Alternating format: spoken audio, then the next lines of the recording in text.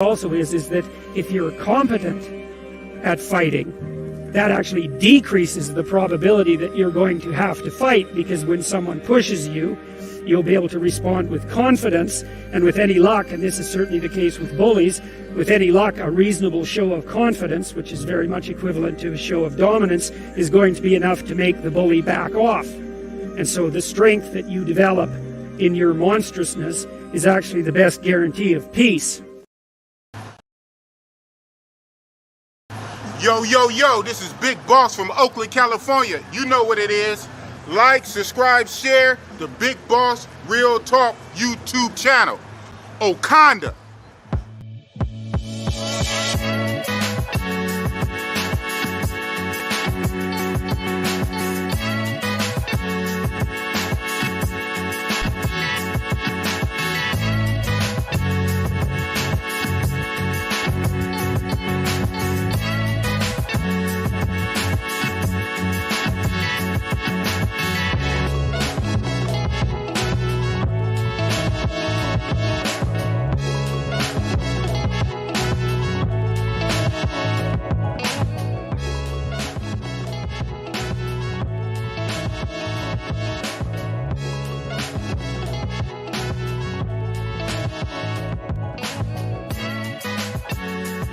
Yo, yo, yo.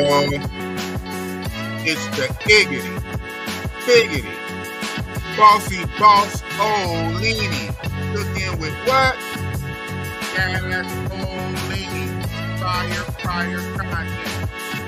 How you guys doing tonight? You see what it is. You see the title. You see the thumbnail. You know who I got. Tonight, I have none other than Chapapa TV. Give it up, give it up. Yo, yo, yo, what it do, what it do? You, sir, Chapapa TV. Oh, man, that's a hell of a name. I appreciate that. What's going on, OG? Thanks for having me on. Oh, man, it's nothing much. Thanks for coming on, man. Thanks for coming on. All the way from where? Where you at? Tell the party people where you at. Man, they see it right there under the title, under the name Brazil. I'm in Brazil right now. Oh, you in Brazil? Oh man, we about to get into it. Yes. We got a few people already in the building. I started late. I kind of pushed it off. You know what I'm saying? Know what I'm talking about? Yeah. Who we got in the building? My guy Garnet, what's going on? We got Italian Stallion. What's up, Italian Stallion? I'm ready to kick off your campaign. That's what's up. Yo, shout out to you, Italian Stallion. You pulled up in the chat yesterday when I did the live stream at the Oakland First Friday event. You was the only one that sent a super chat, like literally 3-hour live stream, 3 hours, 1 super chat for $5. And you was the only one. So I appreciate that. And you should see by your name. I don't know why it's not showing up now. You know you are a mod, right? I made you a mod last night. So you are now my newest moderator, Italian Stallion. You always say Big Boss for president. You always pull up. And you was the only one that gave me a super chat yesterday on a 3-hour stream. Speaking of which, get this started off. Hold on. Chapapa TV. Hold on one time. No, it's in the banners. Boop. Just so you know. Thanks for watching. Please subscribe and share the video. To show support, you can super chat and or cash app the boss at Veilstorm777. And of course, our esteemed guest, Scorpio for real FR33. Man, so you a Scorpio? Yes, sir. You already know. One and only is best sign, but we ain't gonna talk about it tonight. You already know, man. So hold on. Are you an October Scorpio or a November Scorpio? Nah, November. Okay, you all right. See, I'm an October Scorpio. You know what I'm saying? I slid in. But my birthday is actually Halloween. Oh, okay. All right. So yeah, you Scorpio. Yo, Ricky, what's going on? Yeah, I see. So we got some of your people in the building. That's what's up, man. That probably helps with a few more watchers, you know what I'm saying? So yeah, shout out to your people right here. Yes, sir. That's my guy right there. Okay. He about to make that move from DR to Brazil also. Funny enough.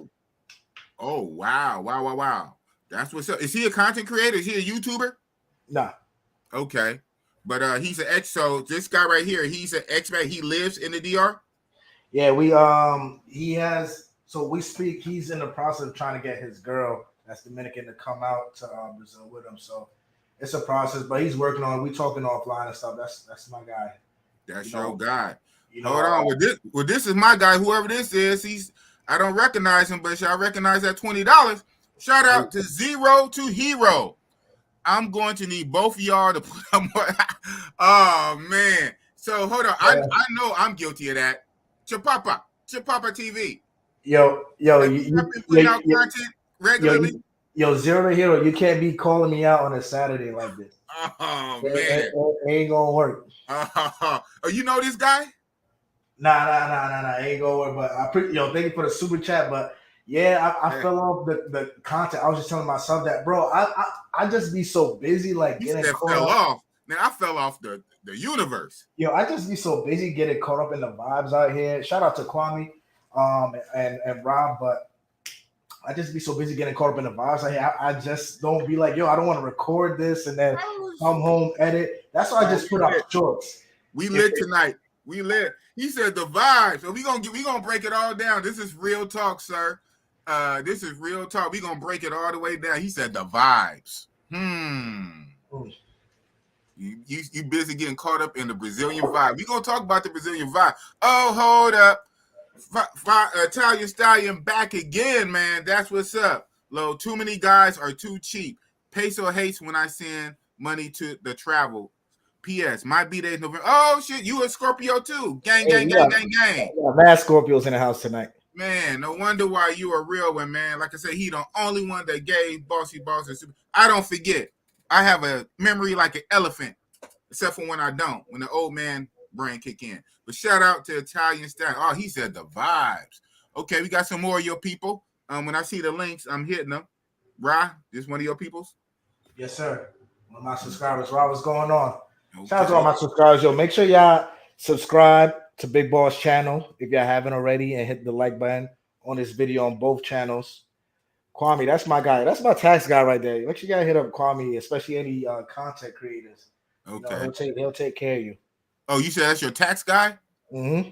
Oh man, man, I need 3 of those. Oh man, IRS, what? And the garden scientist, what's up with the garden scientist? Big Boss, what's that's my guy? That's my moderator right there. Okay, yes, that's what's up.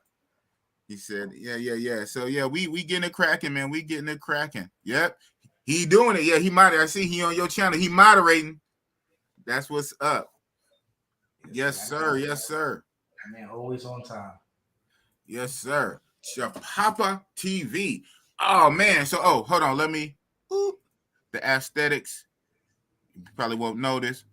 Boop. I don't know if you know what just happened. But yeah, another one. Do. Another one bites the dust. Do. And another one gone. Oh man, you too? And another one bites the dust. I wanna be like you. Another one bites the dust. Don't. Oh man. Another one bites the dust. Man, I didn't even have a theme song when I left DR. That's the crazy part. I think I just like did. This dip. So we gotta walk this one back, man. Hope you got time tonight. Chapapa TV. So how long have you expated in DR? How long were you there? I was in DR from December, officially like one way from December of 2019 till July of 2022. Oh, okay. July of 2022. So it's July now. So I just hit my 1 year in Brazil like 2 days ago. Wow, that's what's up. So you just hit your 1 year anniversary about 2 days ago on the Big Boss Show. Wow. So yes, we got to back this all the way up before we unpack this 1 full year of Brazil. we got to talk about what the 3 years, 2.5, almost 3 years of Brazil. Of DR. DR. Yeah. Wow. See, I told you old man brain. So I got you. The young man brain, the old man brain. See, messing up. So, what made you go down to the DR back in 2019? December? This how I went. I went to DR for the first time in 2018 because Uncle Taylor made dreams. Shout out to Uncle Taylor. He put me on a game, and then it was literally like this, Big Boss. I went in May of 2018. I went back again in August that year. I went back again in February the following year, and then from the first time I went, it was all about looking at different cities on where I wanted to live because I already knew I wanted to live there. Right. Oh, okay. Yeah. So every time I went there after the first time, it was to look at an apartment or a house or just to get a vibe of the things, like, what part of the north I wanted to live in, because all the expats, when they go there, they go straight to the north for some reason. Yeah, they do, sure do. They don't. Yeah, they don't. Most of the expats, they don't try to live in Santo Domingo, and I get that. Why expat to a country like that and to live in a big city, and you come from the U.S. Right? Right. Sometimes you want that. If you don't want straight country rural, like a rural area, you're not trying to trade one big city matrix for another big city metropolis. You know what I'm saying? Now, I wouldn't even recommend folks whose first time moving to DR even go straight to Santo Domingo because the capital is a monster. It is a monster. Unless you got it like that in certain areas and you know how you're gonna be moving and you speak Spanish. And you speak Spanish. Hello. Man, I would even recommend the capital being that first one because that Santo Domingo will just chew you up and spit you right back out on a plane with all your belongings. Or half of your belongings. Damn. All right. So shout out. So gotta ask. So General Taylor Made, is that your real uncle or you just call him uncle? Nah, he's one of those that family without the blood. Yes. Oh, absolutely. Yeah, absolutely. So he's more family to me than my actual blood relatives. Wow. Hey, I hear you, man. It be like that sometime. Wow, that's what's. How long have you been knowing him?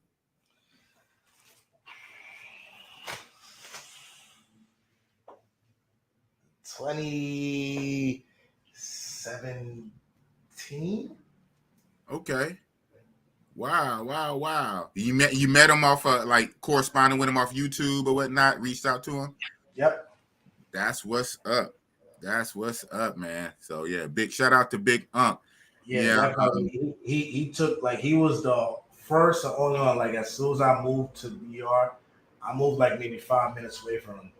Like him and Eddie, rest in peace, Eddie. They both took me under their wings, and there was with him. He was the most impressed, like how young I was moving to DR, and just how willing and able I was to like soak up information, to listen and stuff like that. So we definitely did a lot of great work out there together.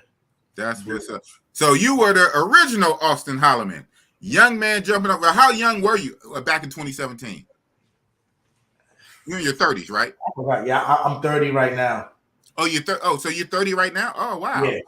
Yeah, I'm 30 right now. So you were about what, 20?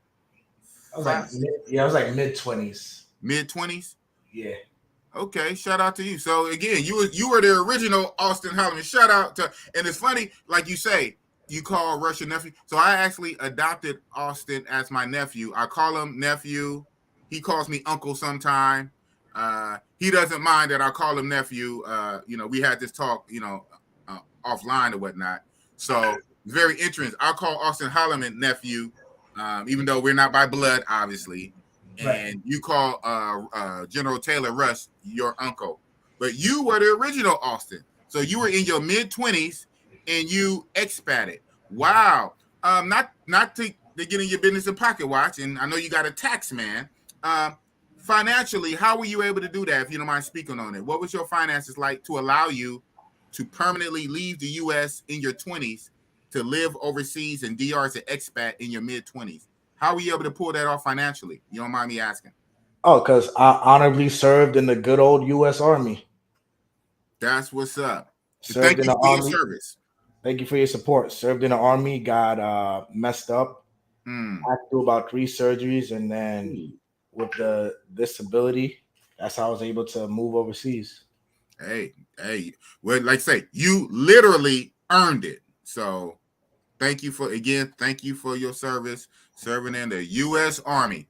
You had injured, you had 3 surgeries, they cashed you out, hey, you took your money and ran. That's what's up. Shout out also to Old Man Brain again. Travel Jobversity. Had him on the channel many a times. I think I had him on the channel now about 4 times. The first couple times, the guy didn't have 1,000 subs, and now he's pushing almost 30K. Oh man! But shout out to Travelversity. He pretty much on the same type of time, 100% disability from the military. Yep.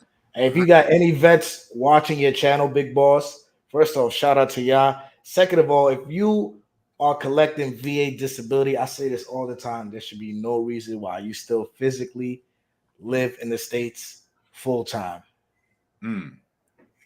That's it. Hey, oh man, but that's what's up. So, all right, that's how you was able to pull it off. Very smartly so. You jumped off the porch. 2017, you connected, hooked up with General TaylorMade, Uncle Russ. He took you under his wing. He appreciated and liked that you were a young expat doing your thing, and you was just out there hit the ground. So for 2017 to 2019, you kept just visiting the DR, correct? Yeah. Right. And each time you would go to the DR, you would check out different spots because you already had in mind that this is where you was going to move to. So you were trying to check out the vibes. And where did you eventually pick out to live?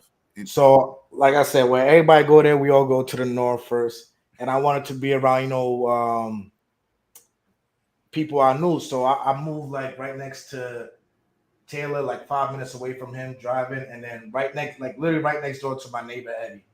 Wow. Eddie, and across the street from my boy Captain Kirk. So I lived in like this little residential area in La Estancia, right up the hill in Puerto Plata. So that's where I was. That's where you was, man. Y'all was all tucked away, man. I mean, yeah, you was next door to the general, and you across away from Captain Kirk and your buddy, this and that. So you guys were just expatting, and of course, you was the baby, and not a baby. You was the baby of the crew, right? You was the youngster of the crew, right? Yeah, definitely.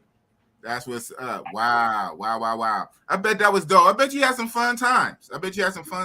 Man, it was amazing. Hey, listen, don't let old expats fool you because there were nights where these guys were like, we'd be out. Okay, hold on. Tell the T, youngster. Tell the T. What was these OGs doing, man? Hey, don't let OGs fool you. OGs will pull up with the drink at 1 a.m., 2 a.m. on a Sunday on the Malecon. What's the name of that spot? Right off the Malecon. It's right next to La Serena. But we'd be in there just posted up, chilling. Uncle go pull something with with the little bachata or the salsa, with the broken Spanish. Okay. But he'd always get that number end of the night. Oh, Eddie always copied the beers, man. It would be a movie, bro. Like, man, I bet. Shout out to Beach Bum TV. I'm gonna have to have you back on the channel again, Beach Bum. Shout out to Beach Bum. Razor. That's my guy, Razor Rays. Yeah, Razor Rays. Basic crew. That's what's up. And we got Professor Profe, a guy however you say that. He always come through. Shout out. But man, okay. But so it was cool for a while. It was cool until it wasn't. So what happened? Oh man. Or a series or a combination of you know what I'm saying? All right, so when I knew I was moving to the DR, I didn't speak a lick of Spanish. Oh, wow. So before I left, I started, practicing and do what I had to do. So by the time I got there, I was fluent. Oh wow! I was able to do what I had to do. I had a girlfriend at the time. She was working at the JetBlue airport in Puerto Plata. What? I had a little boo. What a lot of dudes they not wife up. They link up with airport chicks. Hey, I don't know. For me, it was just like, yo, I'm feeling you. She's like, I'm feeling you too. Hey, we exchanged, started dating. That was like my first living in Dominican Republic, like relationship, man. Relationship. Used to go over to her crib. She'd make me like breakfast, and the mom would cook for me, and the sister and family. Man, Hold on. What? Big boss breaks. So you go to the crib. She cook for you. The mom cook for you. The sister cook for you. Huh? Bro, she hit me up one morning because I'm a late sleeper, right? So she hit me up one morning when I flew over there. I was over there for like 2 weeks. And she's like, it was like 10:30. She's like, yo, wake up. I've been calling you. Your breakfast is gonna get cold. I'm like, my breakfast? What breakfast? She's like, I'll cook for you. Come over. So I get there, and it's the tres golpes. For those of y'all que vaya allá no RD, tres golpes is mangú, huevos, salami, and queso. Right? Yes. So she had that. Cheese. Salami, cheese, queso. Right. She had that. She had the cup of chinola.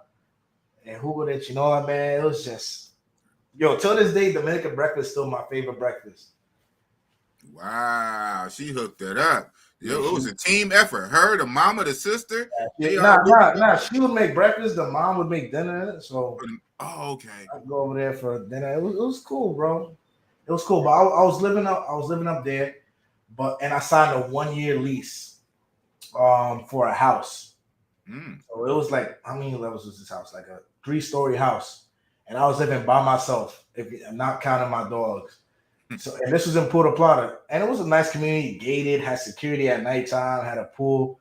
But for me, it was like, number one, too much house, because then again, I'm by myself. So, I'm gonna say this on your channel, so a lot of y'all don't make these mistakes. When you decide to move overseas, it's only you moving overseas. Why I say that? Because a lot of y'all, right, who are probably in that process of moving overseas, and I'm talking for myself. I'm calling myself out on this. When I got my first place in DR, I got a 3-story house, and I'm by myself. Why did I get that? You said 3-story? 3-story, bro. Like first floor, then the bedrooms are on the second floor, and then you was living your Scarface fantasy. Say hello to my little friend. And then the roof terrace on top, bro. It was a nice house, but you know what my mistake? What's that? I had 4 bedrooms because I'm like, when I move out to DR, my people's gonna come see me. Yeah, we don't gotta get a hotel. They don't gotta get an Airbnb. Yo, bro. To be honest, the whole time I was in that house, I had the lease from October. Moved in December. I left like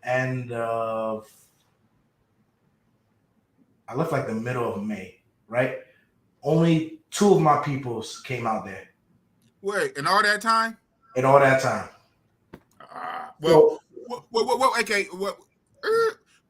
Only 2 of your peoples came to your spot. A lot of your peoples came to Sasua, but they didn't want to take the extra drive from Sasua up to your spot, right? Nah, I mean, like legit got on a plane, left the States, came to DR, crashed at my crib. What?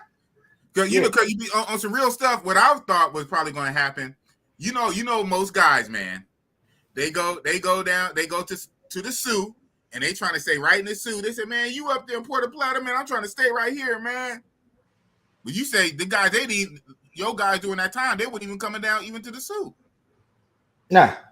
Oh, come on, man. But no, that was my mistake, because then I'm telling my story now. Like, yo, if you're gonna move overseas, get a spot.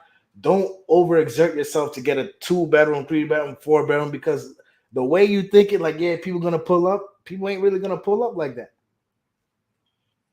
And you paying extra money for all the extra real estate, for the extra room, extra space, and most of the time you're gonna be just left holding the bill. They're not gonna pull up. So basically, be a little bit selfish is what you're saying. Yeah, think about yourself. Yeah, exactly. Be a little bit selfish. But shout out to Mr. Mister for the super chat, by the way. But I cut my lease early, right? So here I am paying $800 a month for a 3-story house in the Dominican Republic with pool, security, good area, $800 a month. Y'all not gonna get that today. And I only paid $800 because it was furnished. The only things in that crib that were mine were the 2 TVs and the bed in the master bedroom. Okay. So wow. But that's still not a bad deal. Regardless, you said Three stories, Now four bedrooms for $800. That's expensive by Dominican standards. By their standards, that's still expensive. But even though, but now, I bet you it still costs more than that now, though. Because you said you bought that when? 2017, 18, 19? Oh, no, they definitely rent it out for more now. Definitely. Yeah. Definitely, 1,000%. Even when I wanted to leave and break the lease, like the owner, she like was like, "Yo, is there anything I can do to lower the rent? Do you want me to like take some of the furniture out?" That's not, because I broke my lease early to move to Santiago. Because I feel like at a point, like, yo, number one for me, even for my age, like, I'm a homebody. I don't party like that. I didn't do the suit, but Puerto Plata was too slow, too small. Man, And 30 years old. Of course, it's too slow for you. Yeah, it's too slow for me, and I'm an old head. Bro, don't get it wrong. I'm not a party animal. I'm not. I be chilling. You may see me out and about once in a while, but I'm not a party animal. Where is my blue hat every Saturday when I need it? Okay, Mr. Not Party. Let me read the super chat from Mr. Mister for the $5, fellas. I need you to go to the like button's house, drink that last of his orange juice, then put the empty container back in the fridge. Do it now. Shout out to Mr. at the top of my list. A roundabout way to say, hit the like button, get the likes up. Shout out to Mr. for the $5. Responding. Salute, Big Boss checking in. You say, he'll come back in. So you say you are not a party animal like that. You're a laid back guy. You chill with the vibes. Yeah. I'm gonna tell you a little story about why in my mid-20s I hated partying. So I've been partying since I was like 17 years old, and then by the age of 19, I became a bouncer. So so I bounced from 19, went to the army a little, got out the army, bounced some more. So it was like nights I'm working, I'm in a club. Nights off, I'm in a club because I'm young. I go party with my friends. I get them into all the top spots, wherever I was bouncing out in New York. So I just hit an age, bro. Like, yo, I was tired.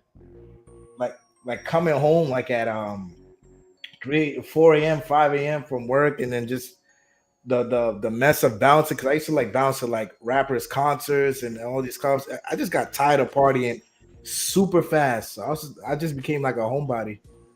That's what's up. Yeah, that makes sense. Because you started off in the nightlife kind of young, in the club scene bouncing. So I want to ask you real fast. You left the States. Where from the States do you hail from? New York City. New York City. Okay, shout out to New York City. That's what's up. Queens, New York, Shadyville, Queens. Oh man, Queens, New York. Shout out to Queens, New York. That's what's up. Okay, so I get it. So even before you went to the army, as soon as you were 19, did you play sports in high school? You kind of big. Yeah, I did. I played high school football. That's what's up. So you always had some size on you. So you was doing bouncing at clubs and concerts and events. So you was always nightlife. I lost the size when I was in the army, and to be honest, I'm trying to get back to it now. But I lost the size when I was in the army. But then after the surgery, because I had surgery on my lower body, I just put some weight back on. But definitely getting back to it now. That's what's up. So you broke your lease in Puerto Plata, so you can go to what? Santiago? You said? Yes, sir. Santiago de los Caballeros. Oh man, I like Santiago. Santiago got some pretty women, man. I like Santiago. Hey, so how long did you stay in Santiago? Up until last July.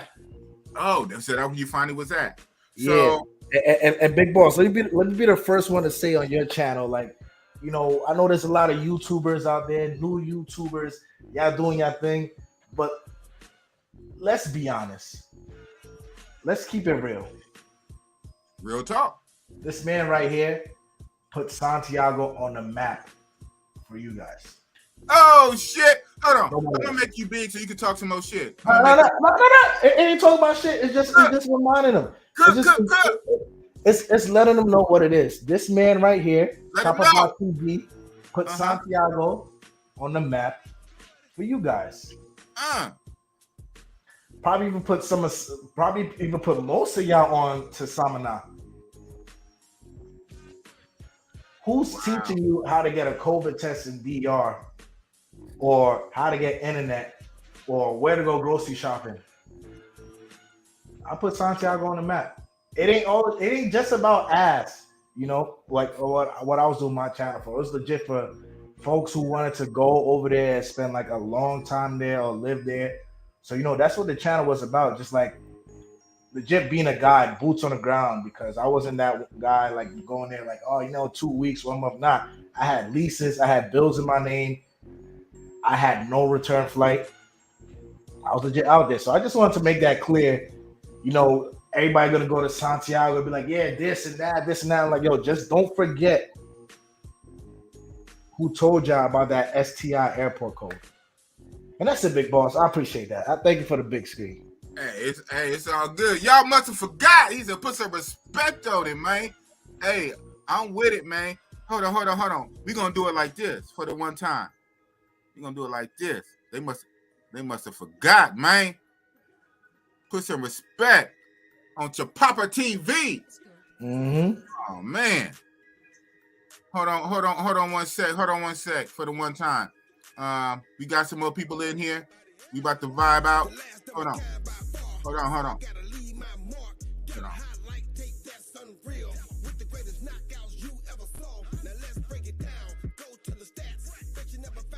Fighter that match, 4 different divisions, tell them top that. Future Hall of Famer, and they can't stop that. See, y'all must have forgot, so I'ma go hard. You scared of the dogs? Don't step in the yard. Getting in the game is the only way to ball. You can't rise up if you're worried about the fall. I'm blind to the fact, mind on attack. Make one mistake, counter punch, I react. Straight from the south, that's the bottom of the map. Body head bangers every time I'm on the track. See, I'ma bring it back to when I had things popping. Hit after hit, and it wasn't no stopping. Couple people hate it, couple people doubt it. Fact of the matter is, we're still atop it. See, I still got it, no need to explain. You thought I fell off, but I'm back in the game. 20 years later, and I still ain't changed. Roy Jones Jr., remember that name? Y'all must have forgot. Y'all must have forgot. Y'all must have forgot. Yo, you know what it is. Big Boss and Chapapa TV, man. We about to turn up. I'm coming harder than ever. Yeah, y'all must have forgot, man. That's what it is. Yeah. So, and then you finally left the DR. Yes, sir. Man. Nah, but we could go over like the Santiago stuff, because to me Santiago was the highlight of maybe my time living in DR. Okay. So any questions you have about Santiago? Not many, but over here, what I tell my people over here is when they got questions for my guests, for my featured guests, normally if it's I say if it's a question mark at the end, it need to be a $sign on the front. That's what I say. Outside of that, outside of anything that you might want to answer, but when people start pestering, question, you know what I'm saying? Hey, show some respect. Get some respect on my guy, Chapapa TV. This is linked right now, so if you're watching through his link, you can actually give him a super chat, or you can cash app him. But if you're watching right here on Big Boss Real Talk, then of course you can cash app him or super chat me. But yeah, we're just gonna really chop it up. So Italian Stallion, this is my guy, so I'll go ahead and I'll honor this. And he already super chatted me anyway.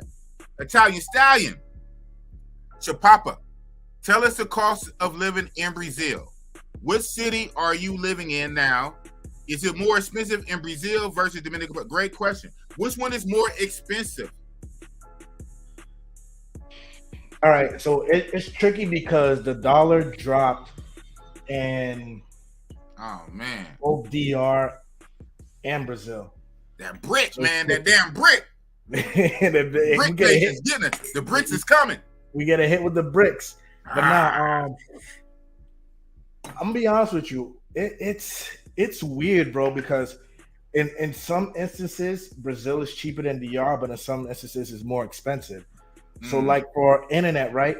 I had a plan, fiber optics here in Brazil. Fiber optics, 600 megas. It only ran me about $38 a month. Okay, that's good.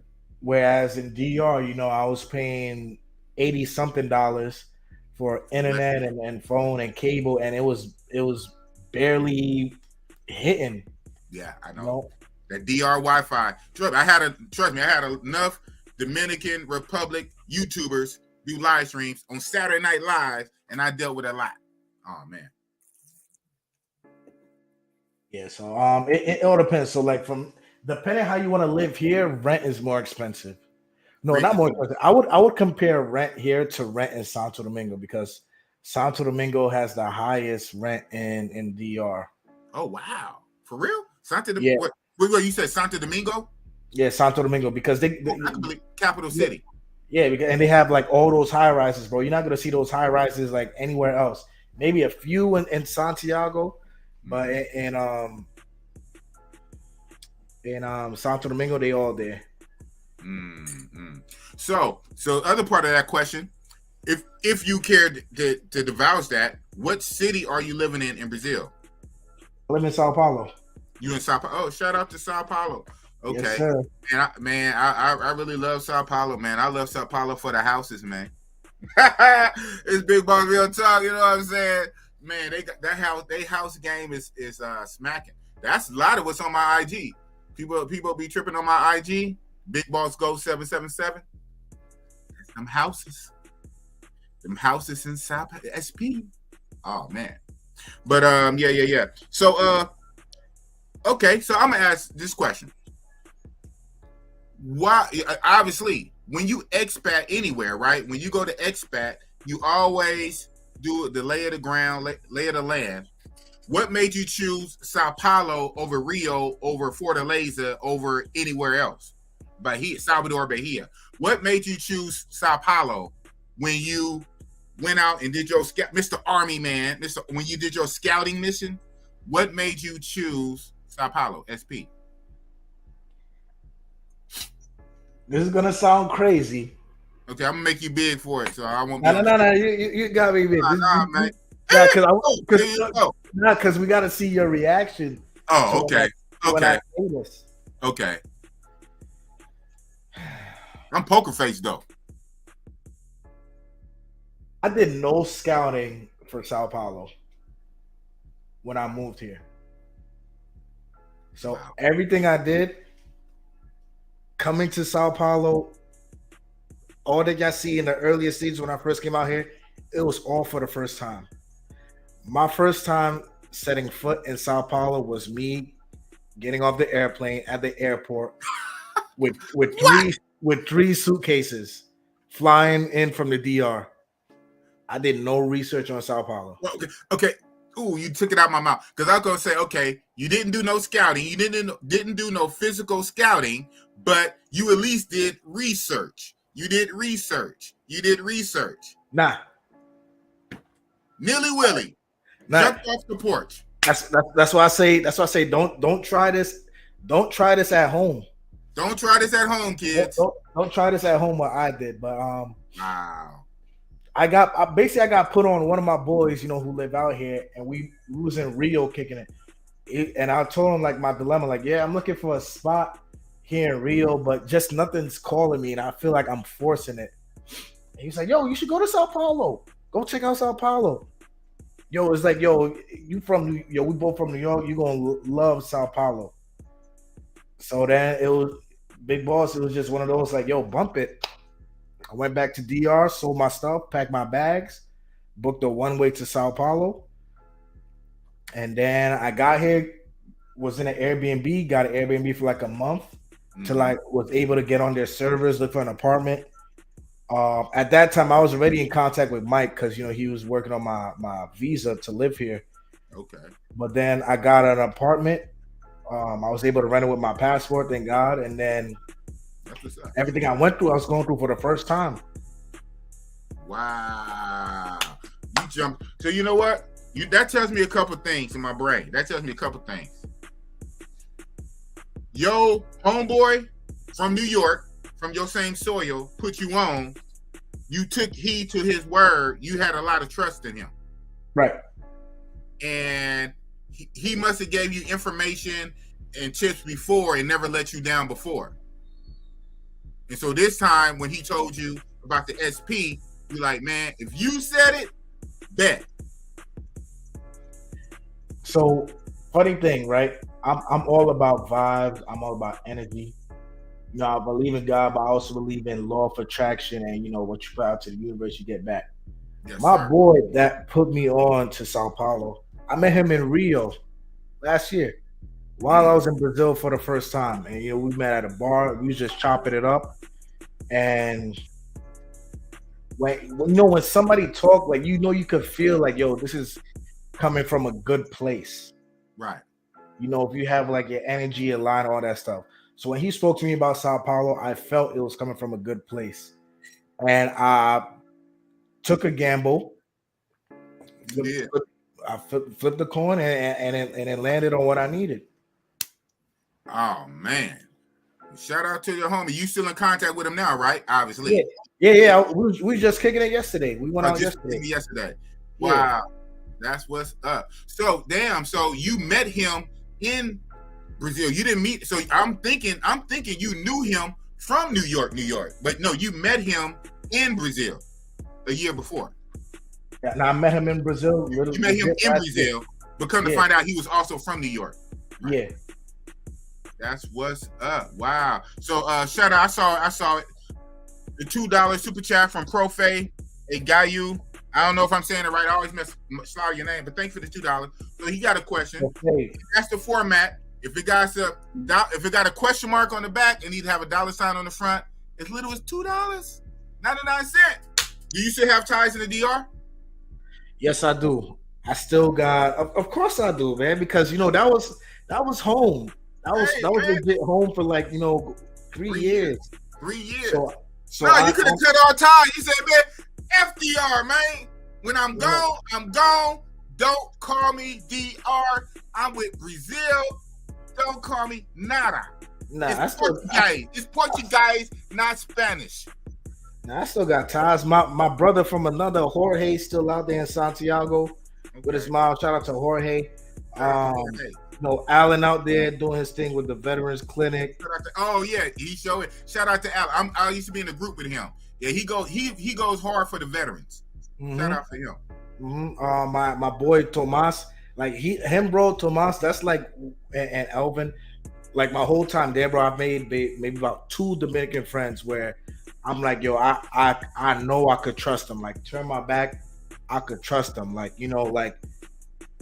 gave my boy Tomas the keys to my crib type stuff because he helped me out in like a big way when I moved to Santiago. That's why I tell y'all, when y'all travel or when y'all live outside the country, y'all need to mind your energy.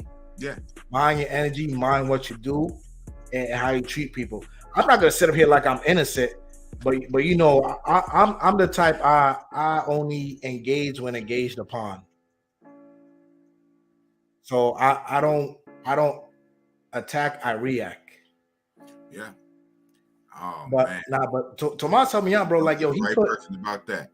When I first got to Santiago, bro, all I had was a passport. So, all right, yeah, they let me put the water bill in my name, they let me put electricity in my name, but I couldn't get internet for the crib. Okay, why? Why? Because I had a passport. I had no residency there because foreigners before would go to DR, get something in their name years ago, rack up a shit ton of bills, and then leave. Yeah. Why you gotta mess it up for all of us, or for those who are coming forward? You know what? Hold on for the one time. Big boss break message on this one. What did you just say? Hold on for the one time. For the one. Hold on. And I'll make myself big. You motherfuckers be going overseas to these countries and you be fucking up shit for the next man. Mm-hmm. That shit is not fucking cool. Now, I'm talking about something a little different than what he's talking about, but it's the same principle, right? We're all connected one way or another. So when you travelers go out there and you be fucking up the prices, overpaying, or you fuck over people, you know what I'm saying? Or like he's saying, in business situations, you running up bills, you know what I'm saying? And then you dipping, you leaving, and you mess it up for the next traveler that comes behind you. That shit ain't cool. Cut it the fuck out. When you're over there, we need to be on our best behavior. Even when we doing wrong, even when we sinning, doing what we do, it's still not what you do, it's how you do it. Don't fuck it up for the next traveler coming behind you on some selfish shit. And that's real talk with Big fucking Boss. That's it. Mm-hmm. Yeah, just like my guy Javier said. Shout out to Javier. He just moved out to Santiago. You could get internet with the passport, but you're restricted to like bottom level. So when I try to get internet through Claro, I basically like they was like, yo, we could give you 5 or 10 megas. I'm like, for Wi-Fi coming out of a router, yeah, tripping. It was like, yeah, we'll give you 5 or 10 megas a month. Whoa! Like, he said, hold on. You do know I do YouTube. I stream. I upload. I download. I edit. I live stream. What the hell is going on? What the hell is going on? What the hell, man? Nah, there was legit like, yo, 10 megas a month. And here I'm just like you. Yo, I sent 2 smart TVs down to the DR on a boat. Oh, wow. 2 smart TVs, a 65 and a 75. I have my PlayStation. You, look at you, a 65? Who you and think you are, Chapapa? Because you know I needed the 70. You know I needed the 65 for the bedroom. Okay. And then the 75 for the living room. But okay. But besides that, you know, all that's. How long did it last for somebody ran up in there and stole it? Yo, easy. It was so let me finish my story, right? Okay. Because it all connects. This is why I tell y'all, you know, like make your connections, watch your energy, protect your energy. Protect your energy. So I got Tomas' number from this chick, like this beat chick, you know, to keep it, you know, clean for the channel. But this beat chick, right? She sent me his number. You ain't got to keep it clean for real talk, man. Now I know this is connected to your stream, but a real talk, man, we keep it funky, man. All right, so basically, I got his number, and she's like, yeah, you know, you moving to Santiago, hit him up. You work for Cloud. I hit him up, and then I gave him all my information. I'm like, yo, bro, I'm trying to get the highest package for my apartment. What can you do? He's like, yo, with the passport, you can't do nothing. And I was like, shit, we was talking back and forth, and I'm like, yo, show him my frustrations. And then he was like, I think this is like in person. And he was like, you know what? I know what it's like to like not be somewhere and not have anyone to count on. Right. To be somewhere and not be able to accomplish anything. I know what it's like. And from our first time in our conversations, I could see you're a good dude, cool dude. So I'm going to do something out of the ordinary, right? So guess what he did? What? He put the service in his wife's name. What? My apartment. Whoa. Shout out to, who's this, Javier, Tomos? No, Tomas. Shout out to Tomas. That's some real shit right there. Yeah, that's my guy, man. Like, yo, so he put it in there his wif's name. He's like, yo, listen, if you pay it, it helps my wife out because her credit go up. If you don't pay it, you're out of internet. I learned a lesson, and then, you know, it is what it is. But I can tell you're not that type of dude. So once he did that, that like really made you like, I really got to pay it. Even if I wasn't going to pay it, I really got to pay it now. Bro, the thing about me, bro, and this is like a fault of mine because it's messed me up in life, but I hate letting people down. Right. Like people who put their trust and their confidence in me, I do my best, like to not like fuck that up, to Right. not mess it up, to not let anybody down. So Exactly. for me, bro, that was big because I had nobody in Santiago, boss. Nobody. My light had just got, bro. In the Norte, the electricity company, they took days. I'm in the crib, bro. I have no power. It's hot as fuck. They took days. I hit up a homegirl at the time, like, yo, that I got power. I got no power. She sends somebody to go into my building, fuck with electricity, and turn that shit on. She's like, yeah, I know a master. They call it a masters over there, the electricians. Yeah.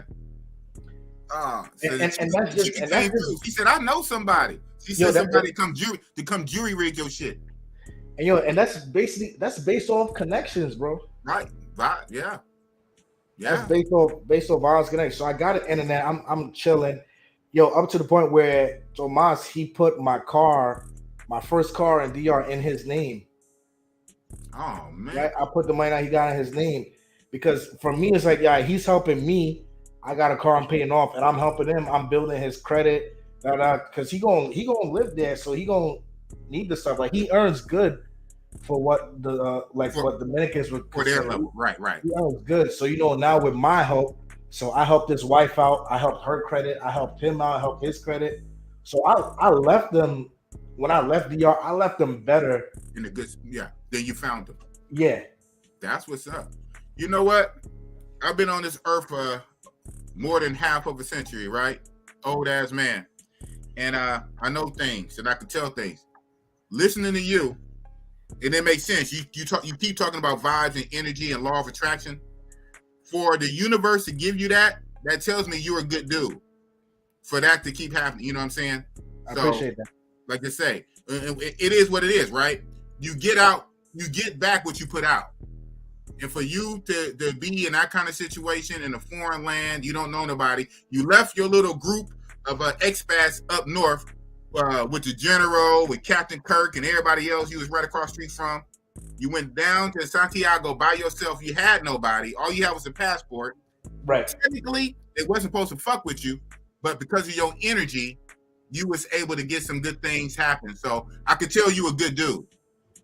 Thank you, bro. I appreciate that. That's what's up. And obviously that energy followed you to Brazil, and you in Sao Paulo with the vibe. So I want to ask you this.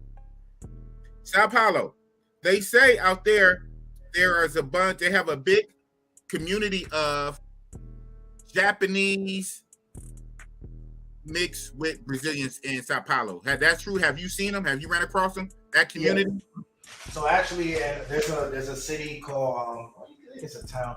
There's a city here called Liberdade, and it's the biggest Japanese settlement in South America. What, in South America? Yeah. In Brazil. You're not gonna find a bigger gaggle of Japanese people, Japanese heritage anywhere else in South America. It's interesting. I mean, that's dope. That's dope theory and everything. I wonder why. I wonder what makes all those Japanese people go to Brazil. Probably because Brazil is a big economy down there. It's a big economy, for what it's worth, in South America. Very big economy. And Sao Paulo is, when I did my little research, Sao Paulo is their economic powerhouse of Brazil through Sao Paulo. Right. That would be like our Wall Street. Like what our Wall Street is here, Sao Paulo is for them. So interesting. The biggest Japanese community in South America is in Brazil, Sao Paulo. Yep. I got a video up on the channel. I went out there for a day and stuff, and like a few shorts on the channel. Also, great. Excuse me, great area. It's really like this little part of town, bro. And I don't go there as often as I would like now, because every time I go there, I spend money because there's just like a lot of cool stuff that I want to buy out there in Liberdade. Like, I'm a big anime fan, so every time I go out there, I see something like, damn, I gotta get this, and then I end up just blowing a bag on whatever. But definitely cool. I love Liberdade. One of the great things I love about living here in Sao Paulo. Wow. So inquiring minds got to know. How are the women? How are the? I mean, I know how Brazil women is. I've been out there, but I don't think I came across the Japanese Brazilian mix. When you see them, how do they look? To be honest, some of them are hard to tell, bro.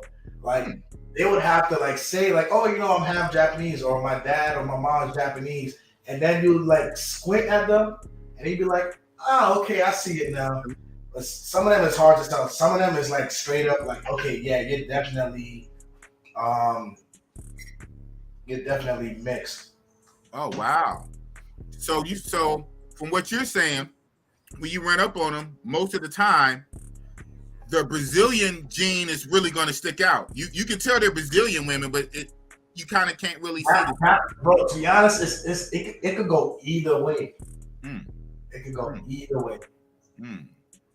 Yeah, I'm gonna have to really see what's up with that. So now I got to ask you. Well, you've been there a whole year now. As of 2 days ago, you've been there for 1 year. How is your Portuguese? Eu falo português bom, eu acho. Okay. Shout out to you, man. I took it.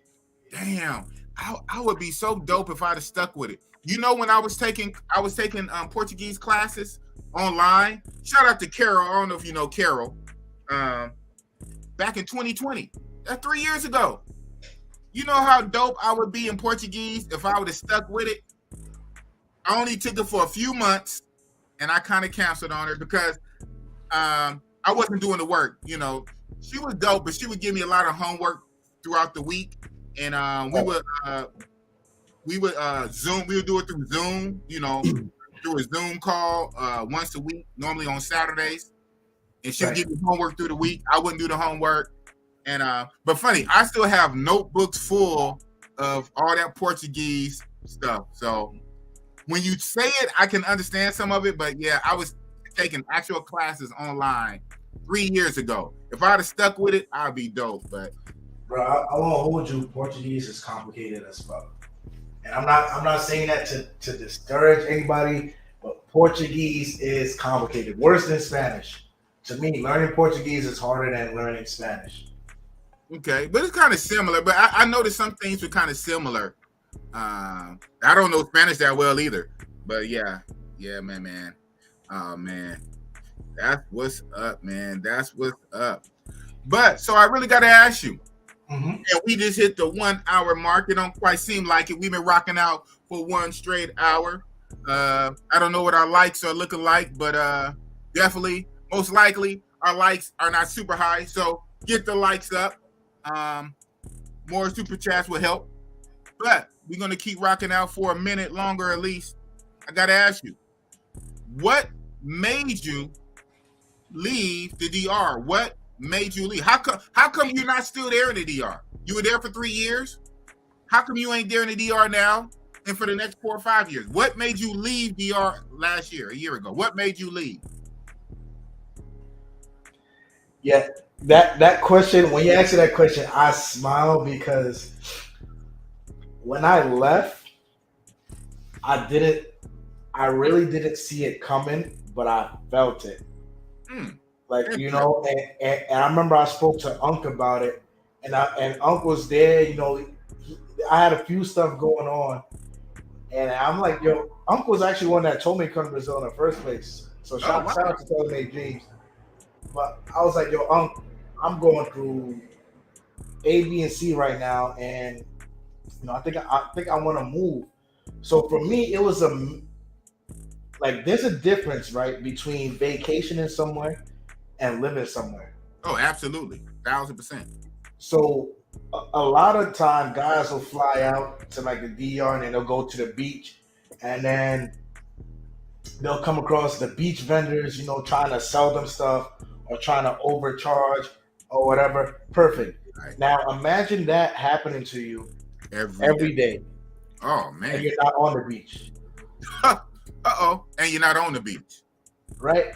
Imagine a place where you're driving and the cars are like basically made of paper mache and there's like no traffic laws. Law. It's like literally Mario Kart meets the Wild Wild West. It's Grand Theft Auto is what it is. Yo, DR is the first place in the world where if I'm driving and my light is green, I still have to look always before I go.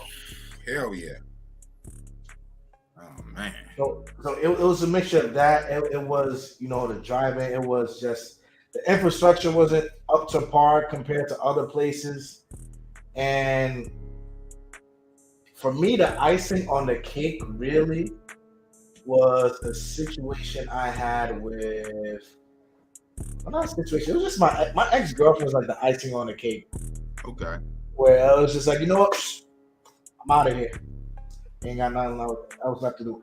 And I remember when I was getting ready to leave, I was like, yo, I wouldn't be surprised if you are right behind me. Well, okay. Right here on Big Boss Real Talk. So hold on. You left before General Taylor May left. Yeah. Wow. And we was having a conversation at his crib in Puerto Plata before. I think it was probably around because it was around when his daughter was born. Shout out to his daughter. And I was like, yo, the way I'm feeling, this and that. I wouldn't be surprised if it's gonna catch up to you. It's gonna hit you too, because I'm like, nah, I'm in my bubble. I'm in the secluded. Like, I'm really be in his bubble. Like, when he want to go out, socialize or work, he'll do that. But like, if he's in that mood where it's like, yo, I don't want to deal with this shit today, he won't do nothing, leave the crib, nothing. I was like, don't be surprised it hits you. A few months later, boom. Shit happened. He's like, yo, I'm tired. I had enough. I'm going to Thailand. Shout out to General Taylor May Dreams. Yes, sir. Chapapa TV left first. And when you was leaving, you chopped it up with General Taylor Made Russ and said, I wouldn't be surprised if you won't be leaving right behind. So when you said that to General Taylor Made, did you think he would be going to Brazil with you, or did you think he would be going to Thailand? I honestly thought he would have came to Brazil with me because he spoke about it. He don't want to put you on Brazil. Yeah, he spoke about it so highly. He was like some of his best moments. Yeah, one of his best real, man. So I thought, like, all right, I'm gonna be out here too. But when he went to Thailand, I was like, you know what?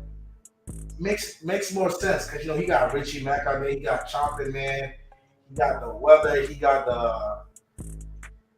I know that was good for him, but when he left DR, boss, I was so happy for him because he was happy for him. Okay, I was so happy because he was going through shit out there like he didn't deserve. No, he did not deserve. Like I went through my shit out there, but didn't deserve none of that. No, he didn't. Not at all. So I want to ask you though too. I want to ask you too. A double question, but we know what Unc went through. Did you go through anything like what he went through? Like the house being broken into, robbed, and scaling up the wall like Spider-Man, like Mission Impossible, coming in the house while you sleep, stealing stuff out your house. Did you go through any of that kind of stuff? So, Big Boss, my whole time living in DR, thank the man upstairs for this. I've never been robbed. Wow. I've never been assaulted. I've never had anything stolen from me. The most I had, and I'm grateful for, is just people trying to screw me over. And I got in one car accident that obviously wasn't my fault. Obviously. But you have to end up paying though, right? Yeah. Of course. That's how it goes in DR. Bro, that situation got me so heated, bro. Like, till this day, like, it was the first time ever in my life I'm like, yo, if I have to pay money to find this dude, or if I have to pay someone to find this dude and hurt him, how much? I was so heated, boss. But the closest I had with my situation to compare to Taylor's was just Fiscalia shit. So I actually had a Fiscalia situation before him. Okay, I don't know what does that mean. Okay, so Fiscalia, for those of you who don't know what Fiscalia is, it's basically the court system in the Dominican Republic. Oh wow! So I had to go. So I was the first before Now, you was the first. You was the first before a lot. You was the first Austin Holloman. You expated from New York City to DR when you was in your mid-20s. You left. You got fed up with DR. You left before Unc. You went through the court system before Unc. You was the first of a lot of stuff. But you know what? You the one that put people on Santiago. They must have forgotten. That's a fact. That's a fact. 1,000%. 1,000%. Don't forget, Papa put you guys on Santiago. He blew it up. Even before what? TMI Santiago? I mean, the receipts are online for y'all. Oh man. But you was about to cook. You was about to cook, man. You was about to cook. You first to go through the court system. Yeah. So, but boss, even though a lot of things like I had to go through before, if it wasn't for like his teaching and like other people's and just my ability to just shut up and watch before I react, that's how I was able to navigate through a lot of stuff. So, you know, with him taking me under his wing and, you know, introduced me to other people. When I went through my court system, I already knew, all right, boom, this is what I got to do. I had to mark something out, all that stuff. So, Fiscalia, right? I'm going to give you an example because a lot of y'all who watch these YouTube videos, y'all still fucking up because y'all come online, y'all sit down for 2 hours, 3 hours, 1 hour, depending on the streamer. Y'all listen to the notes they say. You write them down, you crumble them up, and you go out and do your own shit. And what happens? What happens? Fall on your ass. You're like, yo, Chop, yo, Taylor, yo, Andre, yo, man, I did opposite of what you said because I thought it was different. I thought it was real. Da-da-da. Y'all don't listen. Yeah. Hey, I'm about to make you big. Cook. Take them to school, man. It's the honest truth because, boss, we give folks the answers to the test. I've had Jorge come on the channel giving folks the answers to the test. I've had Taylor come on the channel, Jay come on the channel giving answers to the test, and y'all still fail. Oh, man. Whose fault is that? So going back to Fiscalia, right? Fiscalia is the court systems. A lot of y'all know, y'all have these women and the laws of the land, the laws of the country, after a certain while they're with you, they're entitled to your stuff. Oh, man. Well, hold on. Yeah. What? Yeah. Big boss breaks, man. Wait. Even in the Dominican Republic, if you have a girlfriend situation, a live-in girlfriend, after a certain amount of time, she's entitled to your stuff? Did I hear you correctly? Yes, sir. Oh, man. Yes, sir. I got horror stories. I could share some horror stories if that's okay with you once I finish with the story. But oh yeah, absolutely. With my situation, you know, I'm gonna call it this, and I hope you guys, you know, especially those of you older than me, shout out to the elders, and younger than me, take it with a grain of salt. If you're gonna go live in DR, frequent DR, whatever you gotta do for an extended period of time, you could fall in love, be in love, but be conscious while you're in love. Okay. Why I say that? Because a lot of time the guys go goo goo gaga over, man, the breakfast, she called me Poppy, her son loved me, she let me hit it raw, I met the family. I danced bachata with her, and then guys lose all common sense. Guys lose all equilibrium, and they do dumb shit that they normally wouldn't do in the States. You following? Yeah. They do. They literally pack up all the dumb shit that they will never do in the States. They put it in their check bag. They put it under the plane, and they fly it to another country. Oh man. Boss, I have a question for you. In the States, are you gonna put an apartment in a girl's name? Hell no. What the you barely know? Hell no. Barely know. Hell no. You gonna send her money to go out and get furniture or do all this stuff that you barely know? You're gonna get an apartment in your name and put her inside that apartment when you're not there? No. That's what these guys do. Bro, one horror story. I have a friend. Let me make you big. And he knows because he like, yo, you got to put my story on YouTube, please. I got a friend. We gonna change the music. Whoop. There you go. He was dealing with this girl for 2 years, right? 2 years. 2. I got a video on the channel, a live stream on the channel where I'm talking about identifying red flags overseas. I need to go back and watch that. Go back and watch it.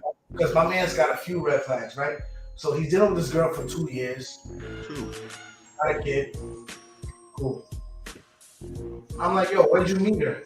He's like, I met her online, da-da-da. I'm like, nah, where'd you physically meet her? Where did she come meet you? She's like, I forgot what town she lived in, but he's like, yeah, she took the bus like an hour or whatever to come meet me in where? Sosua. That was red flag number 1. And I'm going to give y'all this note because this was probably repeated once over YouTube, and the one time it was repeated came from me. If a chick out there in DR is willing to come meet you in Sosua, that is red flag number 1. Red flag.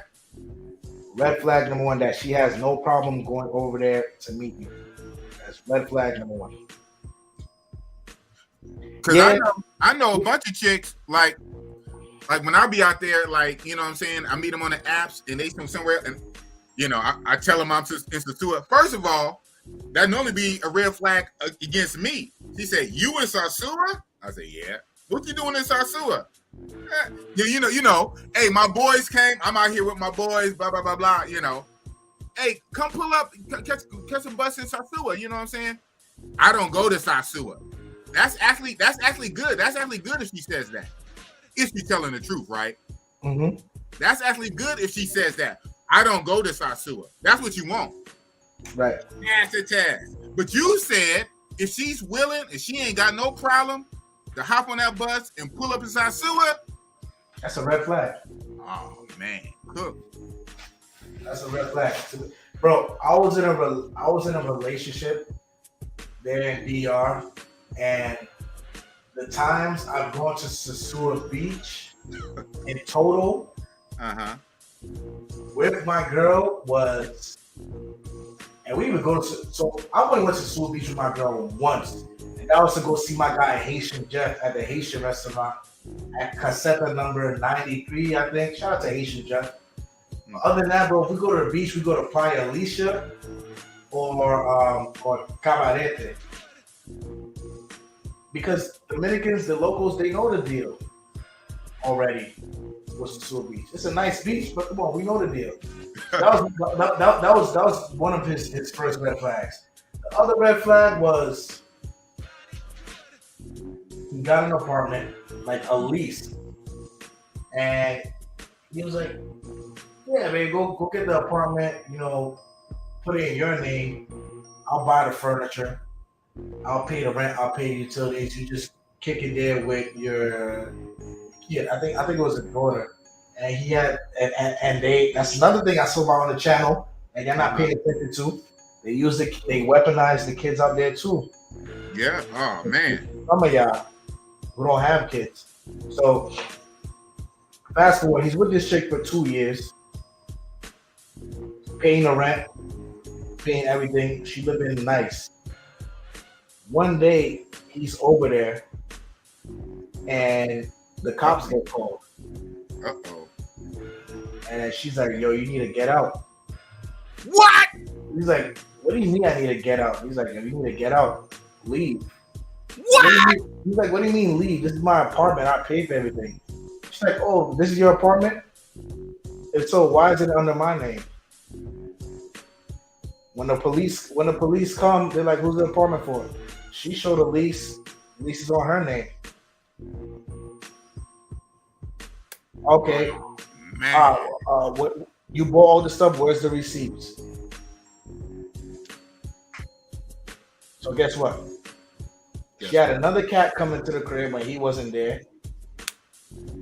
He's paying for everything.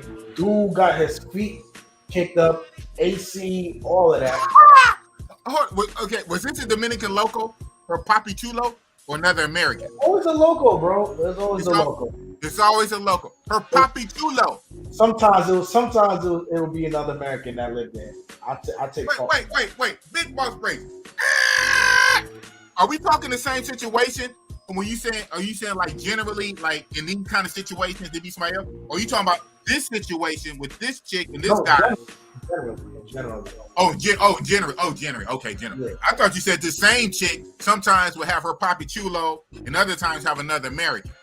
No. It could be both. It can be both. In my experience, it can be both. Yeah. But in this situation with your homeboy that you know, recap. He got the apartment, the spot, put it in her name because she lives there and he only come and visit. How often would he come visit? Like twice a year, a couple times a year? How often?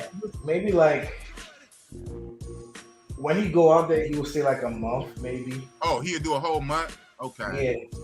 Like how often? Like he'll do it like twice a year or like what? Like maybe like 3 times a year, 3 or 4 times a year. 3 or 4. And how long did this go on? A year or two? Because I know you like signed like a year lease. Yeah, so just about a year. So he knew him for 2 years. And then a year later, he got the apartment. Okay. But that's the thing though, right? Because he wasn't an expat. So even though he known her for 2 years, how well do you know this person when you only go down there on vacation mode? There's a difference from vacationing and expating. Not well enough. Wow. So I do my best to try to learn from people's success and their errors. So with me, when it came down to my fiscal year situation, because I had a situation like, I had to end the relationship with my ex because number one, she was a narcissist. Okay. She was violent. Ooh. She was definitely mucho tigre. Mucho tigre. Is that crazy?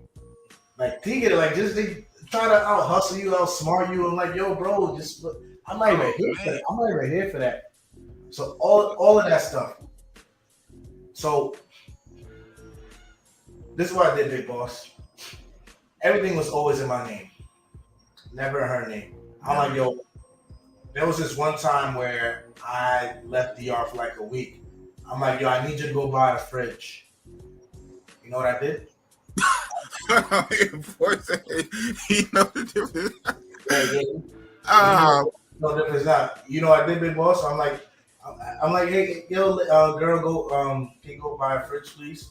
I sent her the money with a paper trail. I sent her money through PayPal, and I kept. I smell a setup. I smell a trap. What's the trap? No, I mean what you did. I think okay. Finish.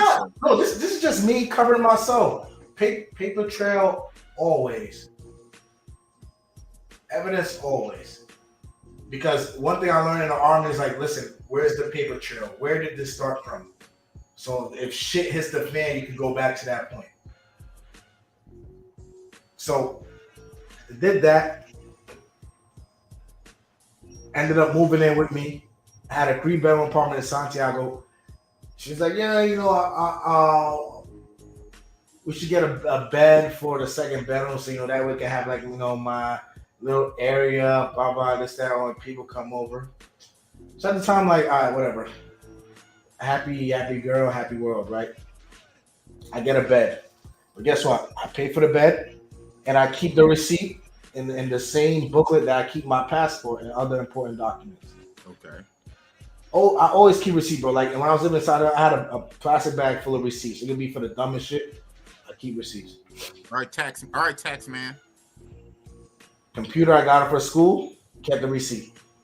Oh, you got her a computer for school. That's what's up. Yeah, even put her back in school.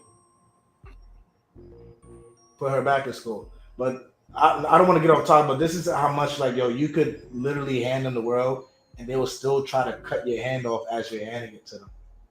You know who you sound like right now? You sound like your uncle. I had him on the show a few weeks ago. He said, shout out to General Taylor Made Dreams. He said the same thing. He said, I know I'm going to misquote him, but basically to paraphrase, General Taylor Made Dreams, Uncle Russ said, average DR Dominican women, you can hand them everything. You can hand them the world, and they would still basically try to get you. Yep. Still try to nickel and dime you. Still try to hustle you. Yep. Even though you can freely give them everything, in their mind they still want to try to hustle. Yeah, it can be like, yo, big boss, I'm gonna give you this cup. Okay. And then you holding up a gun to me like, yo, give me the cup, give me the cup. Give me the cup. I'm like, nah, bro, I was gonna give it to you anyways. Yo, nah. You don't give me that. I'm gonna take it. Nah, I'd rather shoot you and take the cup. Damn. Why do you think they like that? Why do you? Not to generalize, but the ones who are like that, which is most, why do you think they're like that? Because that island is on a time where it's like survival mode. But that's not, even now, bro, that's not a poor excuse, because they should realize they're not dumb enough to see like, yo, their karma is biting them in the ass for how they're moving.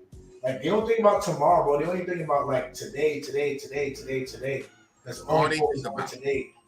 It's a money hustle right now. Like, I had people on this channel for 2 years, months after months. I would, every now and again, I get a DR person. I get the Thailand people. I get Colombia people. But whenever I get a DR person who's honest, shout out to Greg Flip Flop. But whenever I get a DR person who's honest, they would always say that a lot, if not all, the Dominican women and men, they think very right now, very temporary. They don't think about long term, especially even when it comes to even doing business. When it comes to doing a business deal, a business transaction that can be beneficial down the line, they think about the right now. What? Money in my hand, even if they got to kind of scam you right now. Yep. Wow. And you can't go down there to try to reinvent that shit. Like Javier said, it's all about the come up today. You could be like, yo, I'm going to give you 500 pesos today and 500 pesos tomorrow. Nah. They will hold a gun to you for the 500 pesos today and not care about tomorrow. But you're going to get another tomorrow and the day after that and next week. They don't care. It's called a business relationship down the line. Nah, it's all about today. Squeeze you dry for as much as I can today, even though I'm probably going to see you tomorrow. Oh, man. It's all about today. Like Javier Diaz say.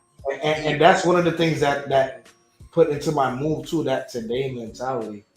So that's what happened, right? So, yeah. Fast forward now, I had a situation with my ex where, like, yo, I had to kick her out the crib. She had put hands on me. Wait, big boss break.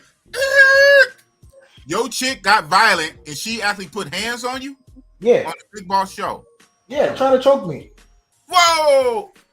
Hold up. Trying to choke me. You're strange. I listen, the women there, they are crazy, but then there's toxic crazy. Whoa. I had toxic crazy. And yeah, we are, shout out to them and lovely and sexy, but we know the Latina, the hot, fiery pepper, the red hot pepper Latina, when they get crazy, oh my God. So I had to call the police. Up to the point where I had the police their personal numbers. They say when in Rome, do as the Romans, bro. I had to move a certain type of way. I had to legit move how a Dominican would move to protect myself. To protect yourself. As messed up as it felt for me. I would legit have to take the police officers out for lunch just so they wouldn't be swayed to the Dominican women because they're nationalists. Yes, very much so. So I would legit take the officers that responded out to lunch, maybe give them 500 pesos for showing up, whatever. So that when the time comes, I'm I already know I got homeboy. I already know I got captain, I got lieutenant. Ya, ¿tienes un problema? Ya, eso es mi celular personal. So by the time, the day I went to the court, Tomas came, he did everything. He's like, yo, you're going to say this to the magistrate, you're going to say this, that. Bring all your receipts. Big boss. I went to the court, right? Early in the morning, one morning, and then I had to go back. I was there for like an hour, 2 hours, and I had to go back home and get something. They took like a lunch break. When I came back, who was outside the courthouse? The girlfriend. Ex-girlfriend. Yes, sir.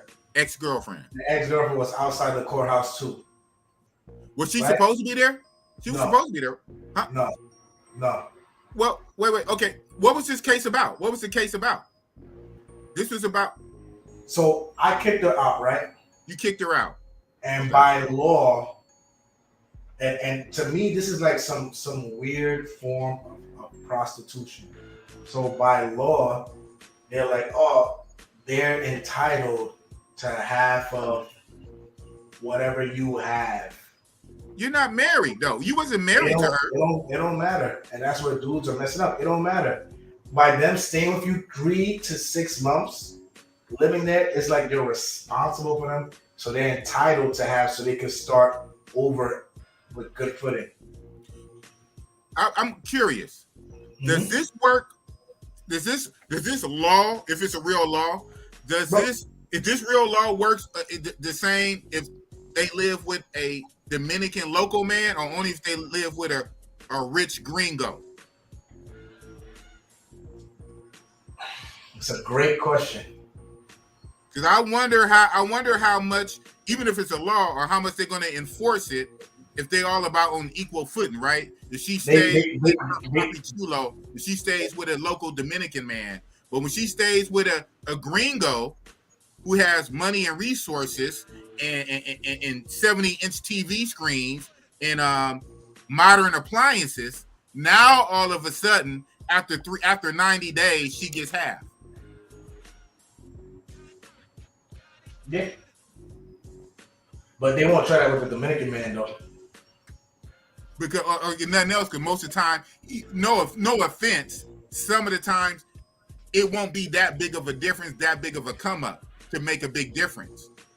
Right? They don't care. It could be for a mini fridge. They're gonna make sure to get that mini fridge. Like Javier said, it's common law marriage for about the 10 year. Wow. Hold on, let me pay this bill. Shout out to Mailman 17. He coming through with the $20 super chat. Hey, you know the vibe. Skirt! Big Boss Breaks. He missing the piece of the story. You might have came in late. Well, I don't know.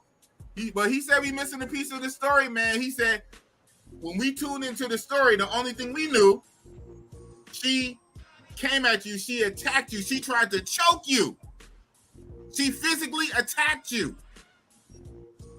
Mailman 17 is smelling cap. He said, hold on. What made her all of a sudden go 0 to 100 real quick? What made this Dominican chica, what made her try to attack you? Out the blue. We missing the piece of the story, he says. What made her try to attack me out the blue? So I'm going to give you a little background. Man, here we go. A little background story and shit. Because she actually made it to the big Facebook Passport Bros. And one of the blues out there, whatever. This is my, I was with somebody like, yo, I had my signs to let go. But this was before I realized you can't reinvent the wheel. That's right in the Dominican Republic. So this chick was already, she'd have her outbursts, she'd have her moments. Like, yo, up to the point I put her in therapy. Like, yo, you're going to go to therapy and you're going to work on your anger issues, you're going to work whatever. It's one of those things where, like, we got to pause, then we got to stop, and you get back. Mm-hmm. But the night it happened, it was the usual, her getting mad about random dumb shit, boss. Like, you could be driving with this chick, right? I'm giving an example because this is her. You could be driving a car and you're looking down the road. If a woman is driving towards you and going the opposite direction, it's an issue. Wait. Big Boss Breaks. And while you in the car, you saying because she would get jealous? That's why? Wait. she would get jealous of another woman driving in a car, driving by you. Yo, she'd feel so threatened over the littlest shit. She felt so threatened over this one chick that lived in my complex that was like throwing it at me. And like I didn't do anything about it. She felt threatened over the little shit, but her threats would like resonate. Like she'd get like angry outbursts, like, oh, you looked at that woman, she looked back at you, da da da da da. So then one day it was like, yo, you know what? Honestly, this can't go on. And I mean legit, this can't go on. I'm not trying no more. I'm not doing A, B, and C. I'm overexerting myself for that situation when the island is full of women who are, yeah, maybe crazy, but definitely not as toxic. Right. So you gotta go. And in the past, she's come close to looking like she wanna, whoa, but never has. Because number one, she's smart. She knows, hey, the American. If I could get the American to hit me back, oh, I'm straight. Ooh. Payday, gotcha. I'm straight. Gotcha. Trigger. Like I said, lessons learned. So I'm like, listen, lady, you can yell, you can get mad all you want. End of the day, all shit here in my name. You can leave. You can beat it. Go back to your pop's crib 2.5 hours away. You could beat it. And it was one night. Do that though. Nah. And it was one night she might have had a dirt floor. He probably had a dirt floor and a tin roof. Oh, did I say that? Nah, tin roof, yeah. Cement floor, tin roof. Oh, okay. Cement floor? Wow. Mm-hmm. I thought a dirt floor. Because I know somebody got a dirt floor. But for those of y'all who have like tin roof and a generator and a hole out back and a pot for a shower. Hello. Yo, for those of y'all who have long-term experience with them, they hate it when you throw logic at them or common sense during a discussion or argument. So whenever I would throw logic or whatever, that you could see like the color in her face change, boss. So like one night, she just couldn't take the logic and came like this. Wow, so that's what did it. So, okay, you got your answer, Mailman 17. Mailman 17, the part of the story that was missing, made the chica go, that's already loco, but toxic loco, that made her choke or go after Chapapa. He hit it with logic. Facts. A lot of women they are allergic to facts. It's like not all, but even American women, matrix women, especially modern matrix American women, they are allergic to facts. Facts is like garlic to a vampire to them. They want you to be on some emotional time. They want you to get on a level, right?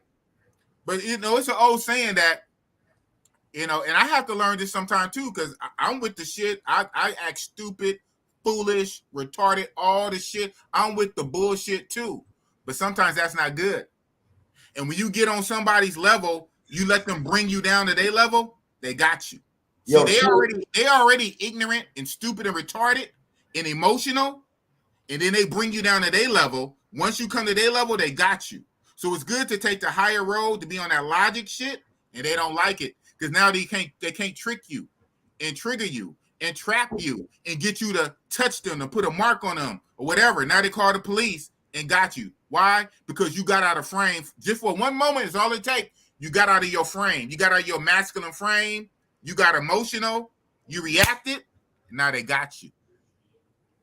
Yo, I won't lie. She's almost gotten me down to her level a few times. But like I said, it was my fault because those few times where I feel like, yo, you want to play, we could play. I should have left. That was me. That was basically me holding. So I could man up and be like, yo, I was holding on to dead weight. Dead weight. Wow. So, wow. Yeah, I get it. But you was really into her. I mean, obviously, you put her through school. You put her back through school. You bought her a little laptop computer for her to do her studies. So I'm saying on some real shit. You put her in school. You bought her a computer for school. So you really was pouring into her and investing into her. And instead of her just taking that, receiving that, She wanted to trip on stupid shit. Being appreciative. I'm like, yo, boss, like, yo, we went to a resort one time. I'm like, yo, like Kanye said, how you gonna be mad on vacation?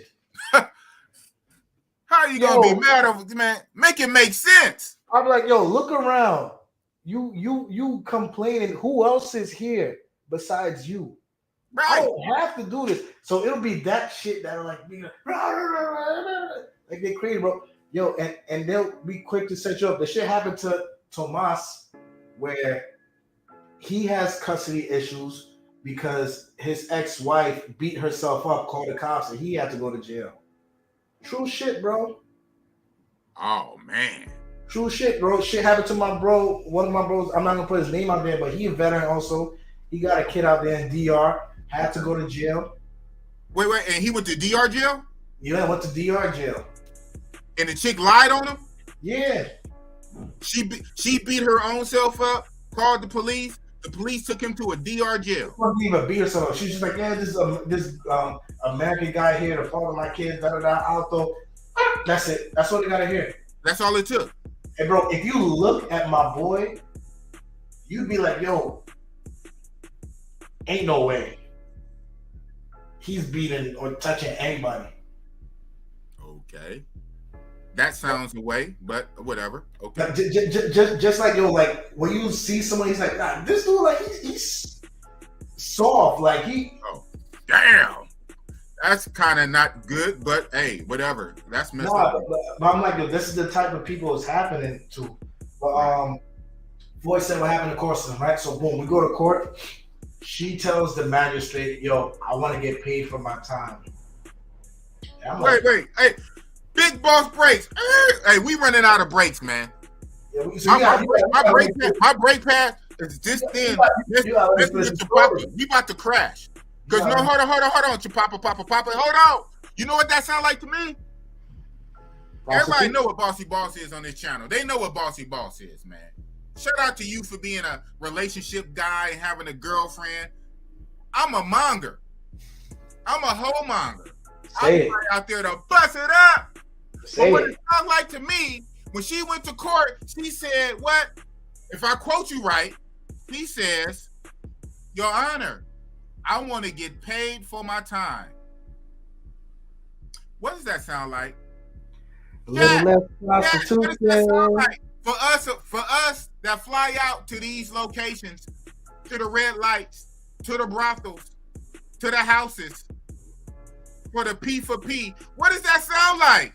I want to get paid for my time. It don't even have to be at the houses.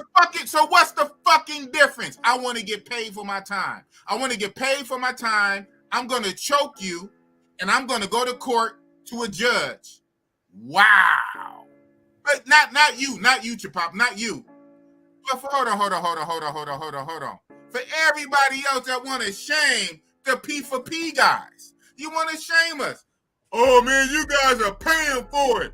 You guys are paying transactional on the P for P. You're paying. Guess what? You always pay. The house always wins.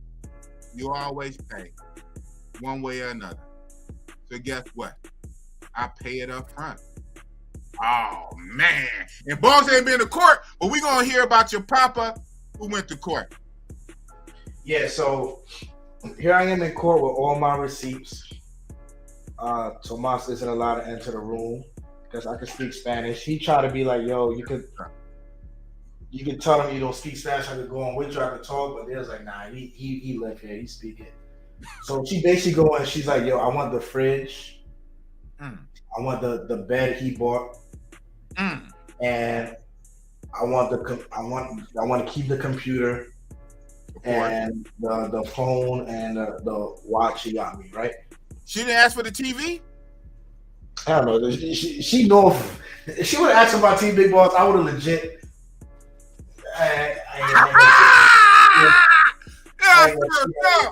You ain't getting the 70-inch, bitch. All it takes is going out to the monument, be like, hey, Tomato, $2,000 pesos. Go give her a Stone Cold Stunner. That's all it takes. That would have did it, huh? You wasn't with me shooting in the gym. You ain't getting the 70-inch or the 65-inch. Oh man. Yeah, so what was that? So she's like, yeah, I want the fridge, I want this and this and that. So I let her talk, and then the judge, she's like, okay, so who bought all of these things? And I'm like, I did. And I'm like, here are the receipts. I printed shit out, bro. I'm like, here are the receipts from months ago. Here's the receipt for the fridge. Here's the bed somebody. Here's for the computer. You know, she tried to pull big ball. She was like, oh no, because remember early in the story, I'm like, yo, I sent her to go get the fridge for me when I wasn't in town. She's like, oh no, the fridge is in my name. What? Yeah, she's like, yeah, the fridge is in my name. I went to go buy it for the apartment. And I told the judge, yeah, because I sent her the money Right. to buy the fridge. I said, legit, hey, can you go buy me a fridge? And guess what I pulled out, big boss, besides the receipts? Besides the receipts? The Besides- text message. The text message. Boom! Yeah, boy. Oh, man. Got him. Got him. Ha! The text message right there in Espanol. Go get me a fridge. Española. What's that? What's that? What's up with the WhatsApp text message? Booyah! Judge is like, okay, fridge is yours. Same thing happened for the computer. At the end of it all, bro, the judge is like, yo, honestly, he don't owe you shit. Boom! Everything he bought is in his name with his receipts. Where are your receipts? I don't have any. So he don't owe you shit. Okay, but what do I get for my time? Bro, I had a female magistrate, so I thought the shit would be stacked up against me. Like, you know, I thought it would be like some sexist shit. She was like, yo, you're embarrassing to women right now for you sitting here and you're crying about a bed and a computer and everything that you didn't put into it. She's like, yo, you're embarrassed. Shout out to that female judge, the female magistrate in the Dominican Republic who kept it real. Shout out to her. Facts, bro, because even I was surprised. And then she told me, like, listen, you let her keep the phone and the watch with her because that was a gift. Oh, yo, she didn't have that. In the computer, right? In the computer, right? Nope. Whoa, wait, that was for her school. Hold on, Chapapa. Chapapa, you took the computer back? Hey, listen. Hey, For her education, so she Hey. can be something. You took the computer back for school, man. big boss, what I tell you about, I don't attack, I react. Oh man. Big boss, when you hear the word Michael Jordan, what does Michael Jordan mean to you? Greatness, excellent, elite, shoes. Okay. I am the Michael Jordan of fuck games. So if you want to play fuck games with me and try to do me wrong, I'm gonna come back on you. I'm gonna win 6 MVPs. I'm gonna win finals MVPs. I'm gonna win scoring titles. I'm gonna win the dunk contest. I'm gonna retire and come back when it comes to playing fuck games. Fuck games. Oh man, you heard it here on Big Boss Real Talk. Oh, So the man. judge is like, listen, it's his choice if he wants to give you this shit. The bed, the computer. So what did you give her? Just a watch? And the phone. A watch and a phone, but not the computer. It was a laptop, not like a desktop. It was a laptop, not the computer or the bed. And you didn't give it a laptop. Oh, but you know what happened, Big Boss? What happened? I'm not gonna front for YouTube. Later on, eventually, I gave it to her. What? Okay. What did you give her? I gave her the second bed. The second bed. And I gave her a computer back. All right. Good man. Even me and Bossy Boss, man. I'm everybody knows. But wait, still Michael Jordan buzzer beater. Okay. Let's just say the computer went back to the same way it. not the same way you left it. Me and the computer may have gone out to the gas station and drink some Rugal. Okay, I don't get that, but we had a drink. Me and the computer had a drink. You and the computer had a drink. So you messed it up. You messed it up and gave it back to her. Yeah.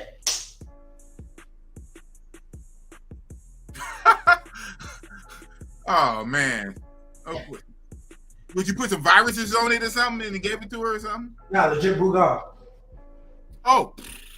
Legit Rugal. Cleaned it up nice, gave it a charger. I was like, here you go. No problem. Fuck games, huh? Fuck games. Oh man. I was nice. You see, the thing is, like, listen, if you take my kindness for weakness, I'll have to, help you understand that it was a mistake. Okay. Basically. All right. Hell of a story. You're almost 3 years in DR from 2019 to 2022. You're 3 years in DR. How long were you in a relationship with this one chick? A year. 1 year? Mm-hmm. So basically about your last year, right? Exactly. The first 2 years, what were you doing? Were you kind of playing the field? Were you just kind of like being a hoe, hoeing around? Or I was a hoe. I was legit a hoe. Or for the first 2 years? Yeah, not pay for play though, but I was legit a hoe. He made that clear. Not pay for play. I heard that. Yeah, I was legit a hoe because, like I said, the difference between living there and vacationing. Yes. Like they know, like, all right, this is here to stay. Like some of them were like aware, like, all right, you know what? Let's play the long game. Let me not mess it up. So those must have been some of the older ones. You must have been messing with some MILFs. You had a couple of MILFs up in there? I had, MILFs because they're moms from young ages. So it's like, I know, right? They're moms from young ages. They pop them out at 14 down there. There was a few moms sprinkled in that. But also shout out to the MILF. I like messing with MILFs because you get less games, right? It never goes away 100%, but normally you get less games when you mess with the MILFs. When you mess with the young ones, man, they still think they got it, and they be just thinking they slicker than oil and trying to run game and think they all this and that, and like, ay.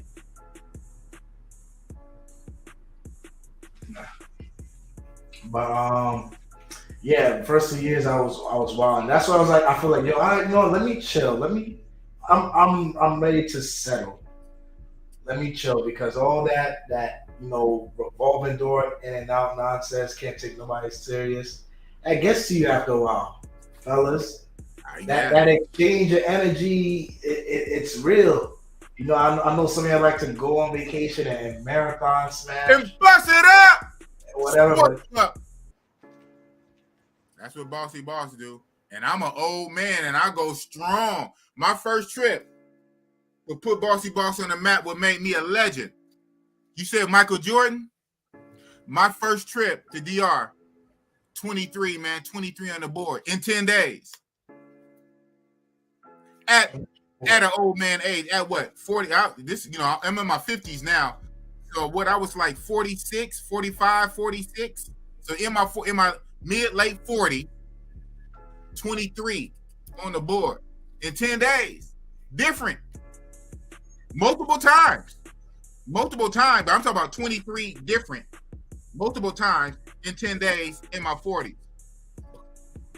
But now I would say this. I have never yet since, and that was like 5-6 years ago, repeated that number on any trip. That was wild. That was crazy, man. I legit felt like a porn star. And after about 20 or so, or probably before that, it started not to be fun. And at that point, I was just doing it just for the numbers. I'm like, oh, man, this is like work. But that was my first trip overseas. I started late. I jumped off the porch in my 40s. I wish I would have been a young man like you in my 30s.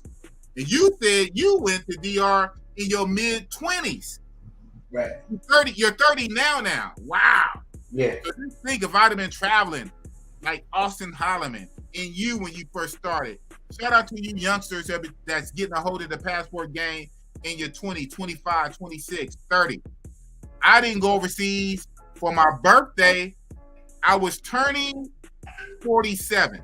I was 46 and I was turning 47.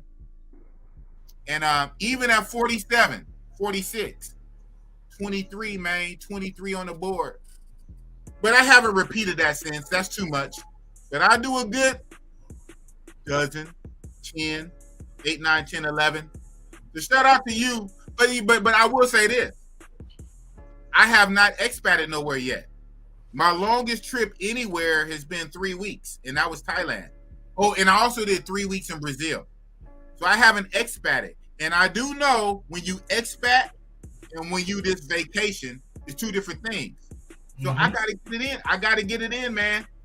I got to get it in. But hold on, Mailman 17, come back again for the 10 for the win. Oh, man, what it do? I give bro a pass. He was young, but after a woman plays with her police federales, you never talk or bust her up again. Nope. Real talk, because boss, it's an island, so you know things tend to circle around there a lot. You know, guys go in and out. Yeah, they really do. To this day, she still hits me up. Wow. She know what she missed. She know what she had. To this day, she still hits me up. Unbelievable. Like, oh, I messed up. I'm sorry. Blah blah blah. I'm like, yeah, good. Tell her a blessing like me only comes around once a lifetime. You messed up. Yeah, good. Bro. It was like end of last year. Somebody posted like they was with her like flexing in the Passport Bros group and shit. And then hold on. Big Boss Breaks. Now we officially ran out of breaks. We about to crash. But so you said not too long ago, somebody posted your ex-girlfriend. They posted your ex-girlfriend like a flex in one of the Passport Bro groups. Was it a Facebook group or what's that group? Yeah, the Facebook group. A Facebook group. They posted your ex like a flex. Right, like a flex. Ooh, look what I got. Oh man. And then everybody commenting like, yeah, bro, you know, good shit. So then I come and I'm like, and I use like nickname. I'm like, yo, why so-and-so cleaning? Because it was a video of her like cleaning the window of the swimming pool. So I'm like, yo, why so-and-so cleaning the window like that? Like in the video. You get it? You seem confused. No, I'm just taking it all in. But you said why so and so cleaning the window like that? Yeah. So what? He had her working? No, so they were at Soho. So I don't know if you know what Soho is in Santiago, but it's one of the high rises that has the pool on the roof. Oh wow. So it's right across the street from Amigos and Square One and fucking what's that college in Santiago? The name escaped me. But Soho, that area. So they're in Soho. He's like, yeah, I'm in Santiago, this and that. Got my girl here, we in the pool. So in the pool is just her like legit like just splashing water up at the window. I'm like, yo, why is she trying to clean the pool like that? So then I go back to DR for the Bad Bunny concert. What? So I'm there in October and I stop by Santiago, pick up some more stuff that I left there, say hi to my peeps. And then she hit me up. She was like, yo, this is what happened, this is what's going on. I don't want no issues with you. But there's this, she basically tried to get ahead of it. So she tried to like, yeah, you know, there's this guy that I've been talking to, whatever, and you guys have this group in common. And then Big Boss Breaks, even though we ain't got none. How does she know about the group, damn it? Oh, I'm gonna get there, big boss. Don't worry about it. So after my comment, Coffee, he, man. after my comment, he checked my profile on shit. My fault. I'm like looking for like food for my girl also. Okay, hold on. I got a couple super chats that came in. Shout out to Brooklyn GQ. That's my guy. That's my guy right there. Big boss, salute. The mayor of Thailand. No, I am not, man. No, I am not. The mayor of Thailand, Kelly Love. Shout out to Brooklyn, man. Brooklyn is the other Oakland. You have Oakland and Brooklyn is the other Oakland. Shout out to Brooklyn. That's what's up. Thank you for the $2, my guy. $2. And we have Kings and Dreams. That's my guy. Yeah, Kings and Dreams, a big friend of the channel. Salute, Red Pills up. Shout out to Kings and Dreams for the $2, man. Facts. My moderator, Tim Howard, is finally moderating on this channel. And not shout out to Brooklyn Razor Rays. Oh man, that's bad. That's bad when your moderator is on the other guy's channel when he's supposed to be moderating on this channel. So thank you, Tim Howard, for moderating on this channel tonight. Yeah, so don't deal with these Western feminist women. Facts. Yo, and Unc and I spoke about like, yo, it's just like that Western breeze is floating down to the Caribbean. Oh man, they moving that way, and a lot of y'all get it twisted. I speak about in the channel also. It don't matter if they're a banker, because the banker will sell ass. Yeah. It don't matter if they're a lawyer, because bro, me living there, there's just so much shit that I see that y'all would love glossing over. But then later on, when shit blow back at you, shit hit the fan or whatever, you're like, man, I didn't know what happened. I thought it was a good chick. She had a career. Da, da, da. Yo, it don't matter, because Big Boss, what we said earlier, it's all about the today's. Today, yeah. Not tomorrow. Even if she work at the airport. Oh man. No matter. How many of y'all she coming across a day if she work at the airport? Yeah, that's literally where guys. That's literally where the guys funnel in to the country, like literally at the airport, not even at a restaurant, all right, but at the airport.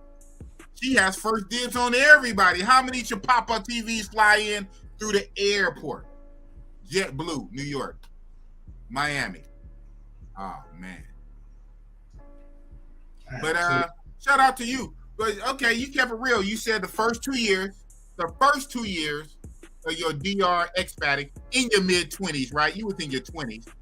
You was going crazy. You was a hoe. He had the women back and forth, forth and back, revolving door. But no P for P though. But after 2 years of that, you said, you know what? Let me settle down. Let me rock out with one chick. Let me pour into her. Let me invest. Let me try to help her out even. Let me put her back in school. Let me buy her a laptop computer in school, and let's rock out.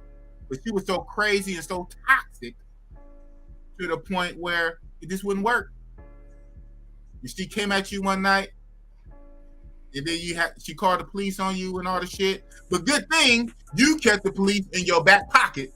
I called on her. Oh, you called on her? Yeah, bro, I'm in a country that's not mine. I gotta protect myself. Even if little shit I could brush off, like what we say, keep the receipts. I made sure, okay, boom. I was the one that called first. I was the one that filed any type of report first. So I'm covered. I got my receipts. I got my paper trail. Boom. That's what's up. I must have missed that part when you were telling the story. You called the police. Because I know you said she came at you to choke you, and she got triggered with your facts. When she was going through one of her episodes, just tripping out, spazzing out, you hit her with facts, and that triggered her more to attack you and try to choke you. You called the police. Yeah, I called them. Hell yeah. Hell yeah. Bro, I've heard the stories of where dudes failed first, and every common thing was she called the police, she called the police, she called the police. Why? Because the dudes, they put like too much of their emotions before the facts. Like, yo, this is a high stakes situation. You're in a country that's not yours. You have to protect yourself.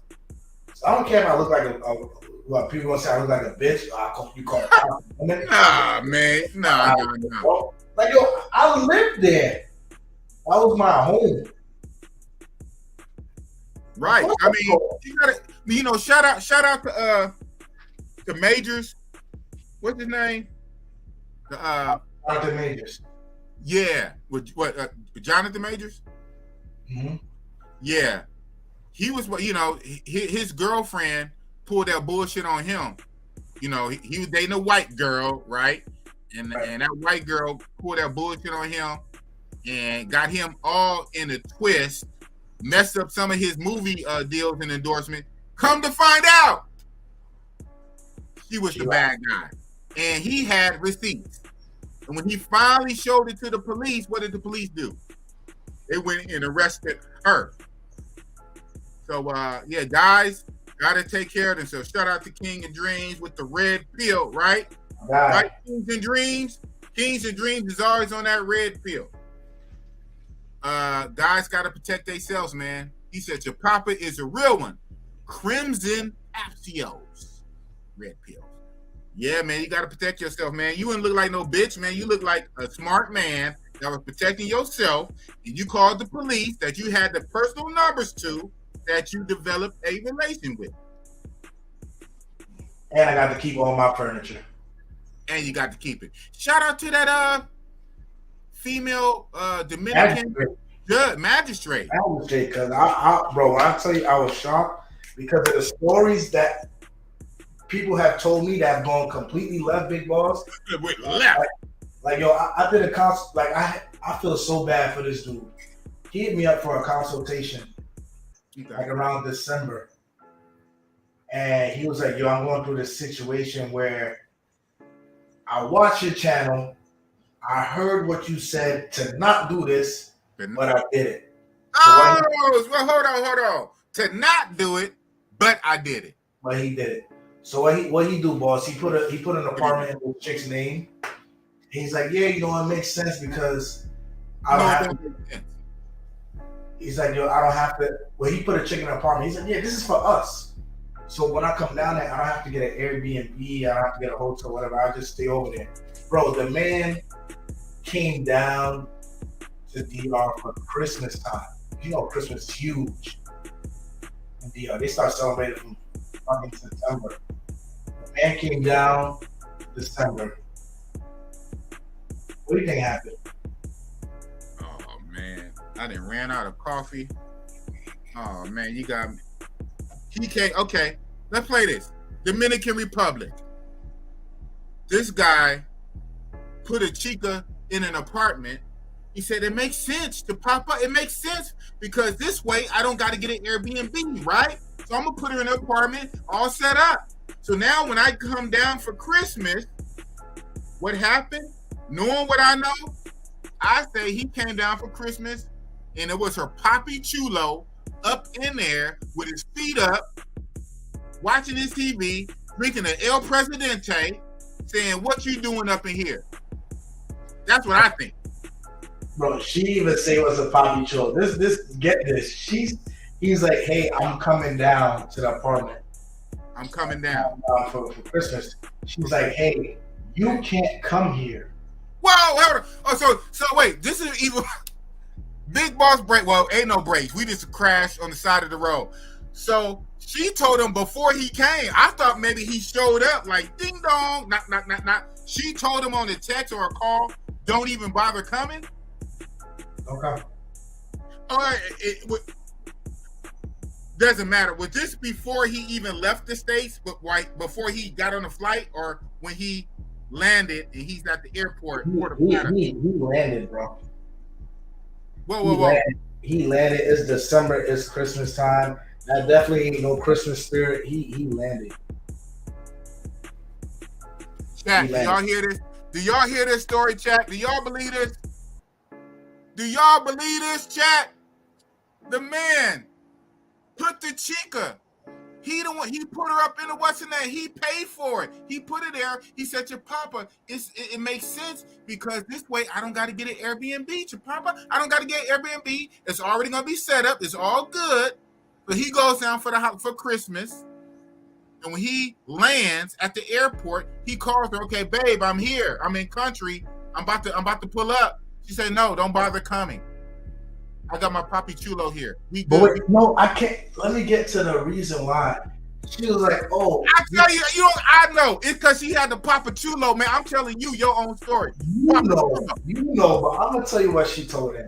All right, I'm gonna make you big. I'm gonna give me some more coffee because this story is crazy. Hey, y'all, rock out your Papa TV, Big Boss Real Talk. We've been rocking for 2 hours.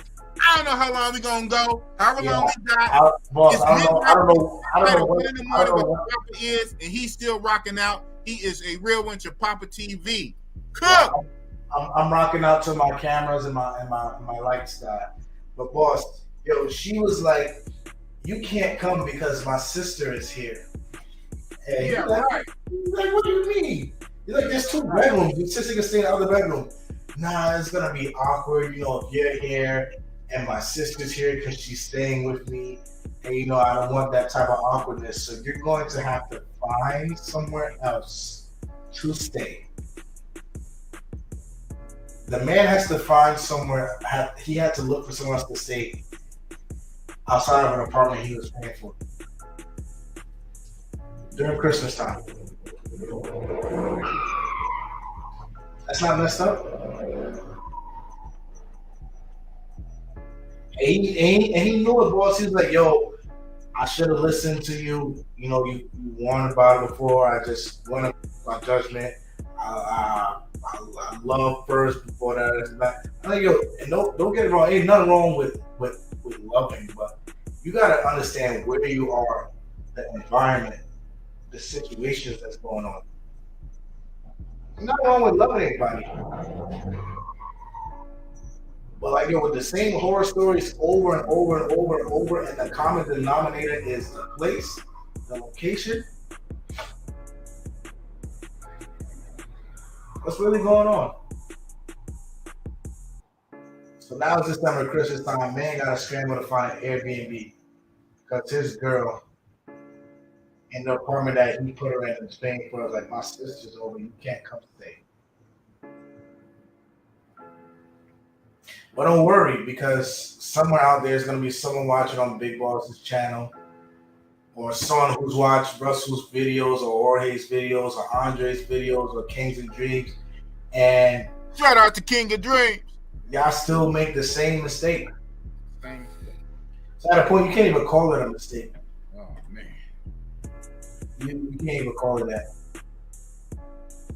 And that was. I used to get hit up for the weirdest thing. And I appreciate y'all coming to me for that, but y'all come to me for problems that are at that point are unfixable. Nah, boss. I'm not even trying to come. Oh man. But they come into for problems that are unfixable. But I gave you the keys to test on why you shouldn't be in a problem in the first place, and you still end up in it. I don't know. It's rough out there, man. But like I said, I am grateful for the time I had out there because number one, I met some great people. It helped me get my feet down, to what it's like to really live outside of the States full time. Lessons learned, good lessons, bad lessons, but it just got to just one day, bro, everything just hit all at once. Like I said, the scams, the hustle, the secret racism. Hello. The wild, yeah, bro, secret racism, bro. I used to go to hella racist shit. From people that will smile on your face one day and then talk shit the next. The lack of education, they'll call you or negro or whatever instead of me no black. Me no black. Yeah, browner than you. Browner than you. Me no black. Me blanca. Or Haitiano. Haitiano. My ex-girlfriend's mom will call me, like when we were exes, she was like, yeah, Haitiano. What that mean? The Haitian. What? Well, She'll- but you are Haitian descent, right? Yeah. Okay, you are Haitian, yeah. But they still meant it in a certain way, though. Exact, just the way it seemed like Haitiano. Like not when I go to the Comado by my crib, it'd be like, gringo or Americano. Like not Haitiano. But okay, wait. So when you in a relationship, you was a gringo Americano. But when you broke up, when you're the ex, now you Haitiano. You a Haitian piece of shit. Oh man, now you Haitian. When you break up, you're Haitian. But when you're together, you're American. No, when you break up, you a Haitian piece of shit. Haitian piece of shit. Bro, I legit had like, when you talk to the family, and like this is shit I never like spoke about on YouTube, bro. So shout out to your channel. People gonna hear this shit for the first time. But bro, I remember I spoke to one aunt. I was like, Dios te bendiga, blah blah blah blah blah, hijo mío, yada yada yada yada. And then when it came down to the court situation where the chick's trying to take the fridge or whatever, she's like, give my niece the fridge, you Haitian piece of shit, garbage, basura, all this shit. And I'm like, yo, you was just saying God bless you, like, how long ago? What? We ain't got no brakes.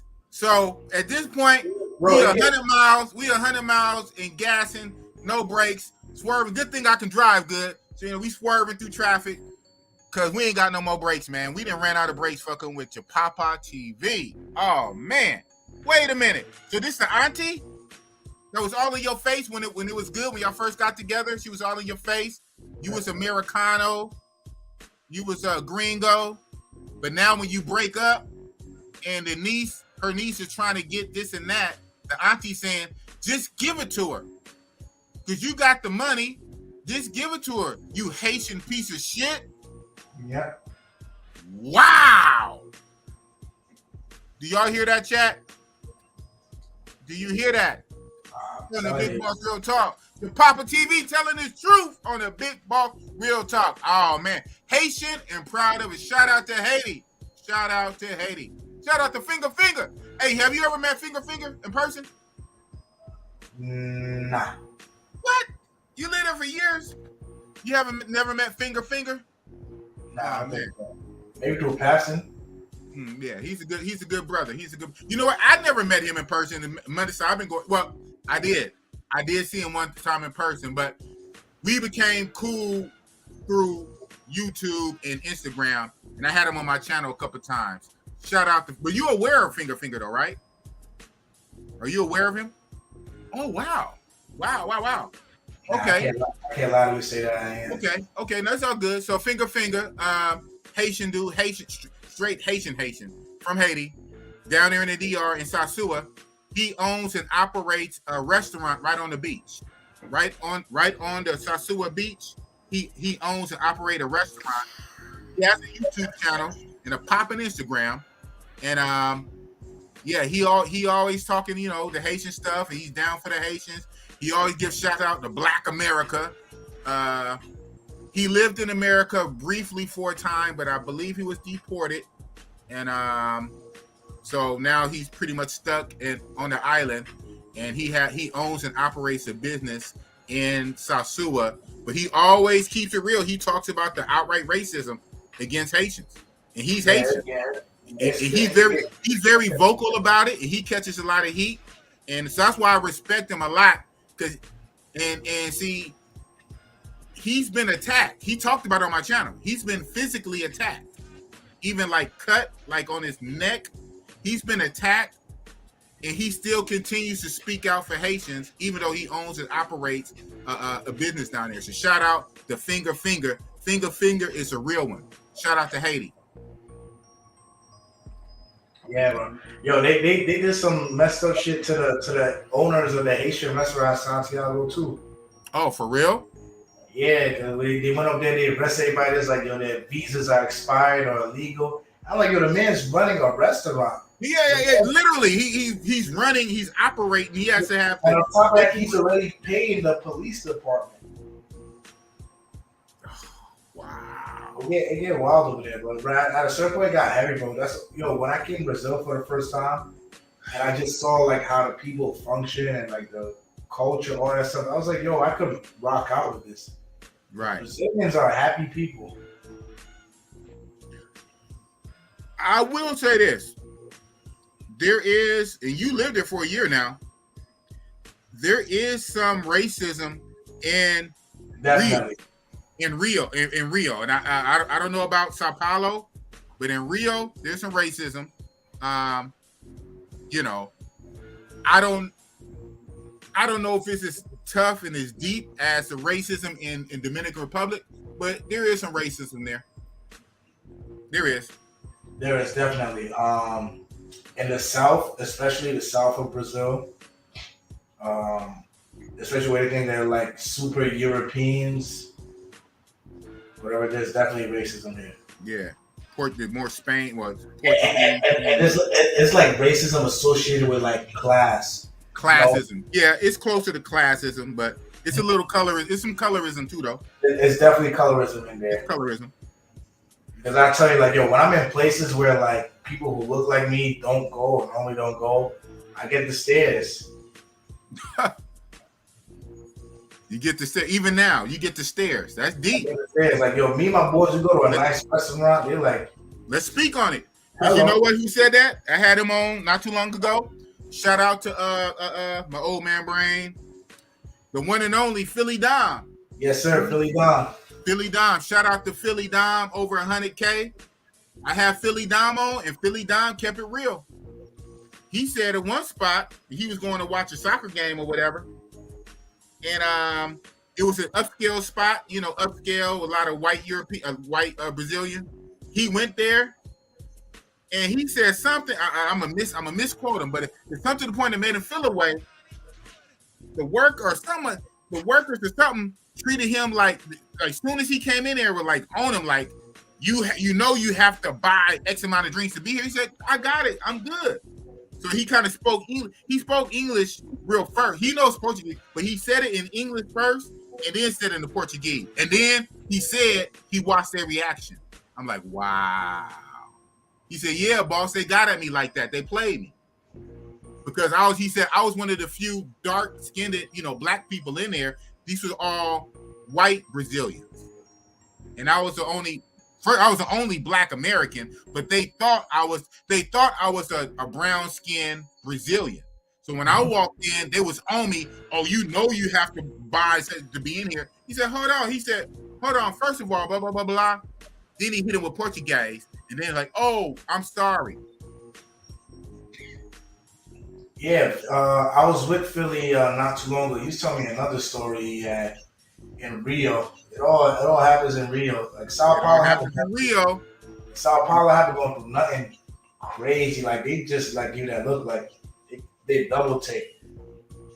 Like when I was living in Brooklyn, because there's a Brooklyn here. I was living in Brooklyn. I was probably like maybe one or two black people in my neighborhood. Wait. You said there's a Brooklyn there? What did you say? I missed that. Yeah, there's a Brooklyn in Sao Paulo. Shut up. There's a Brooklyn. I didn't know that. There's a Brooklyn in Sao Paulo.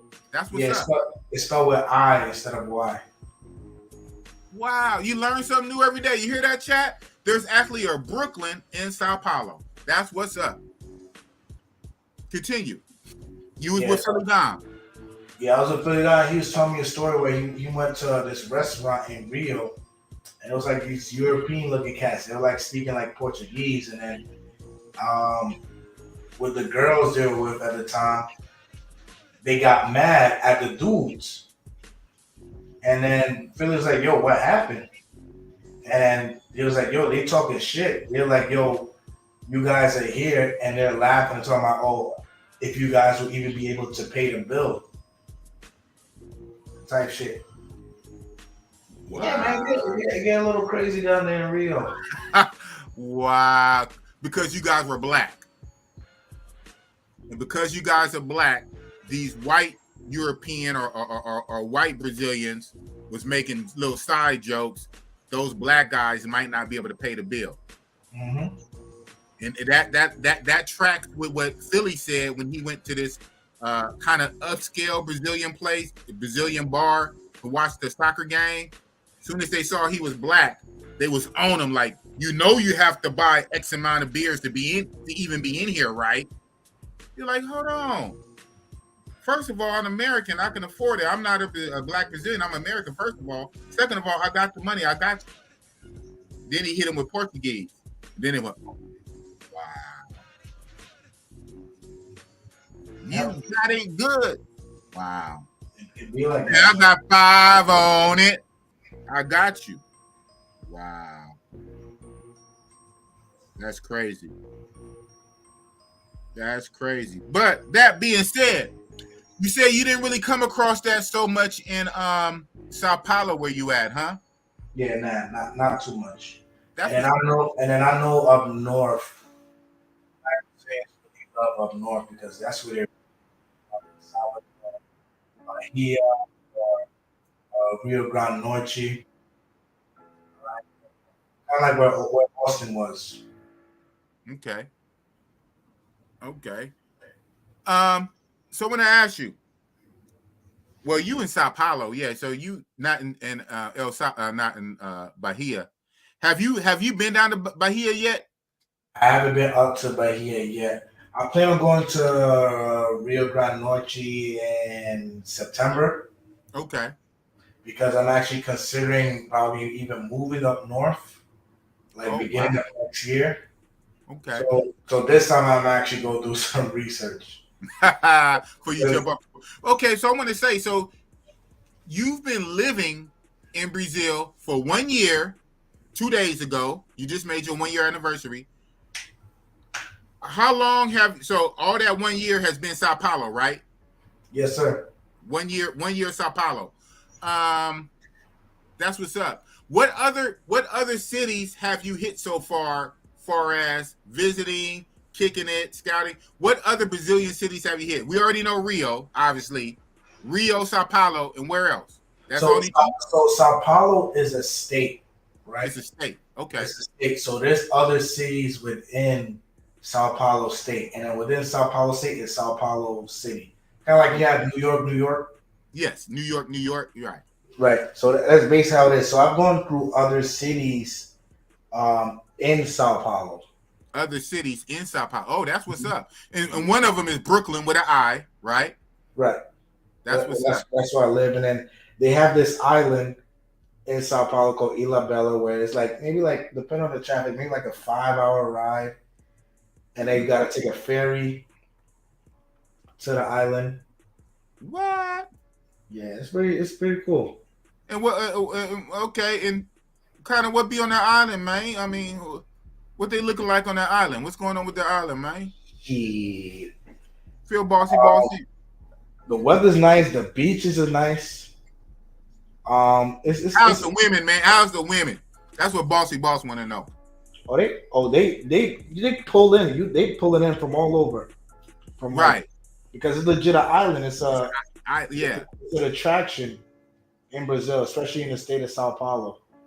So they pull in from all over. You see some things, man. That's one thing about Brazil women. They're like, I know. All colors, all heights, all shapes. They're just 4 times. I've been to Brazil 4 times, and one of my trips was 3 weeks. I stayed 3 weeks, but I've been there 4 times. I brought my birth. I turned 50 in Brazil. You know, like I say, Scorpio Halloween on literally Halloween day.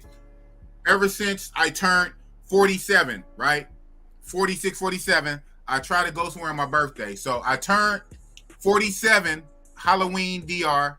Well, the first 3 years. So 47 in DR, 48 in DR, 49 in DR, 49. But when I turned 50 in Brazil, and when I turned 51 last year, I turned 51 in Thailand.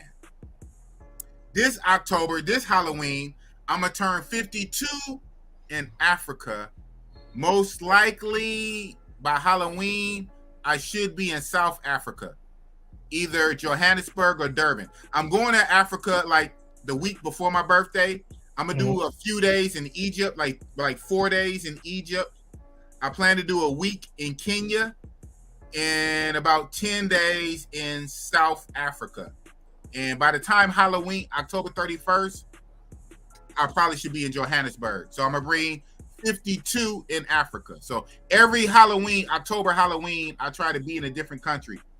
But the first 3 Halloweens was all DR. 47, 48, 49. So what's that? 2018, 2019, 2020. And then in 2021 was Brazil. 2022 was Thailand. So this year, 2023, probably be South Africa. Okay. I'm an old man. 52 years old.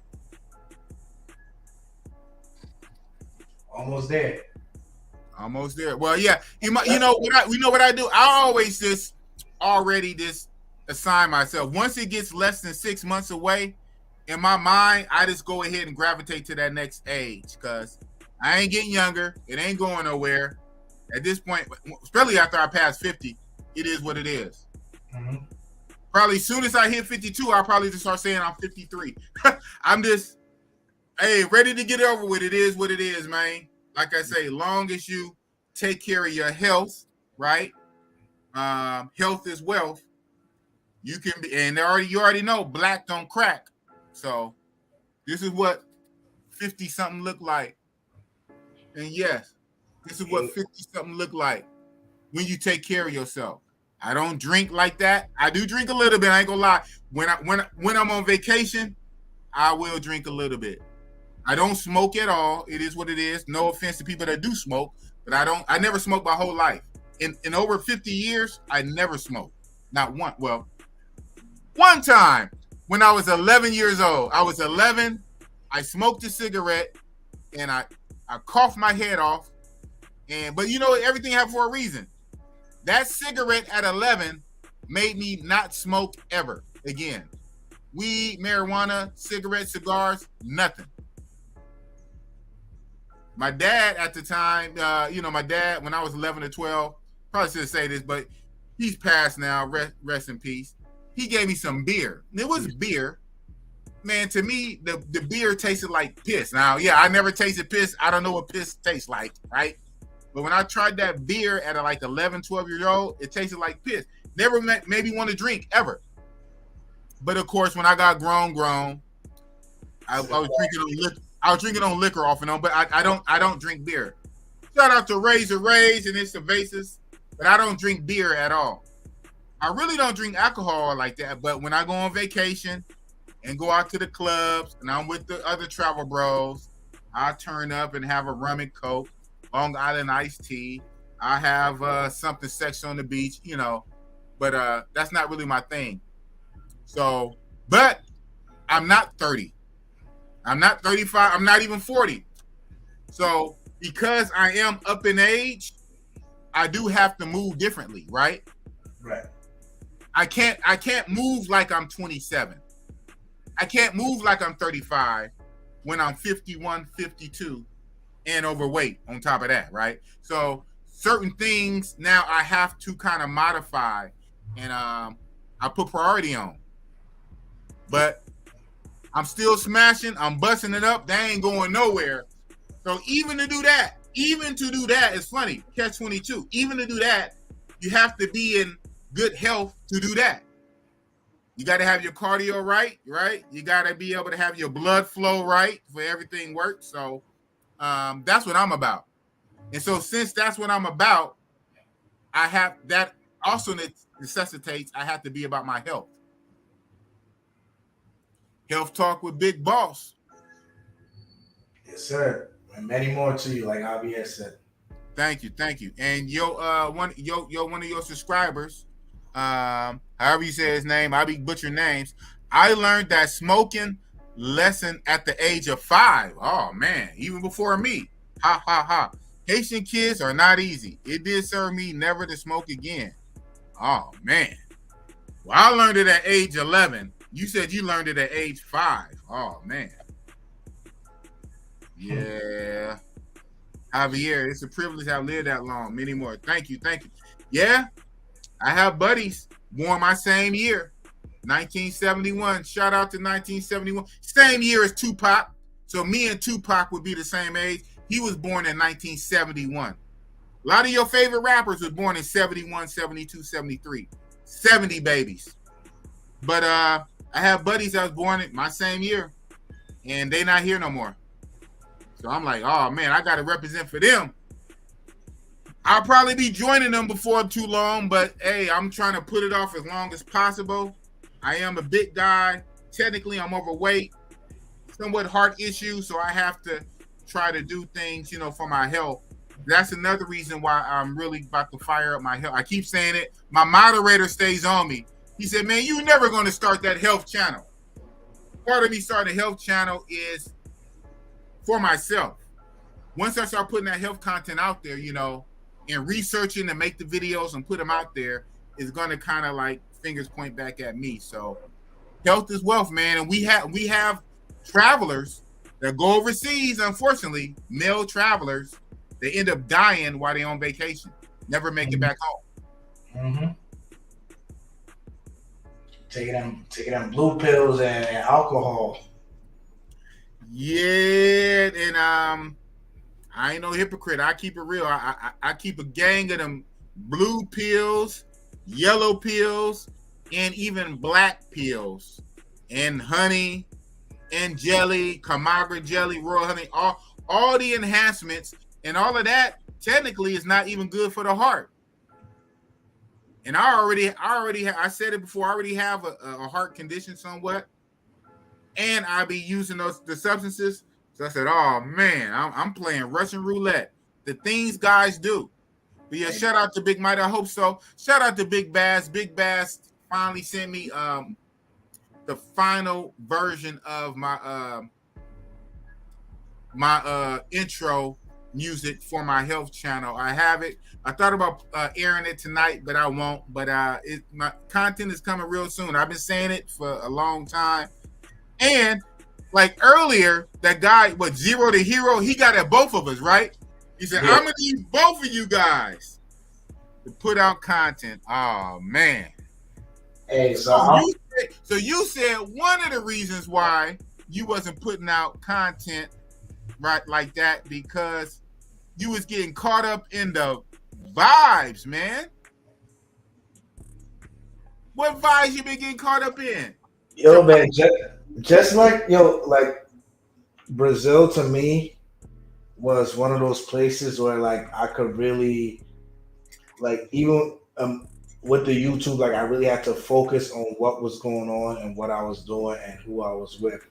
Up to the point I would go somewhere, I would be so focused on recording or getting content or thinking about how I'm gonna edit, I'm not enjoying the moment. And it'd be like some dope moments with dope people around here, bro. Just yesterday, for example, I went to Republica. That's you speak to Brazilians, they'll be like, yo, that's the hood area. You got to be careful there.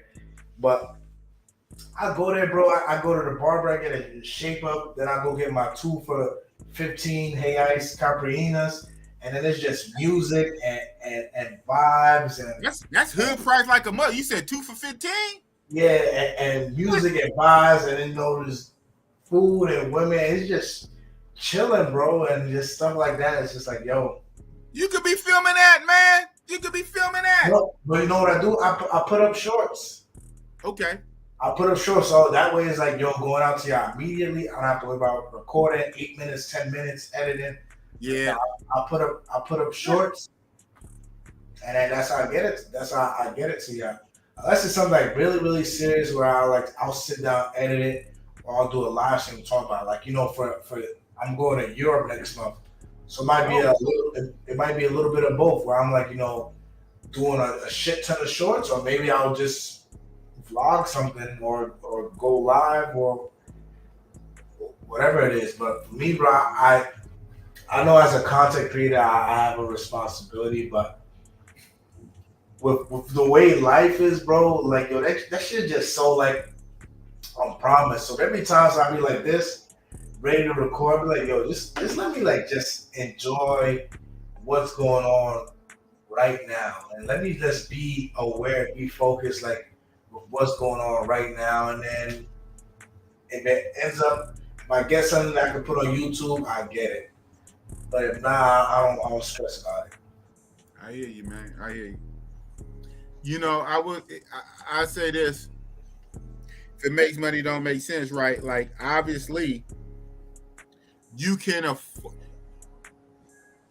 your income, your living expense, your living income does not come from YouTube.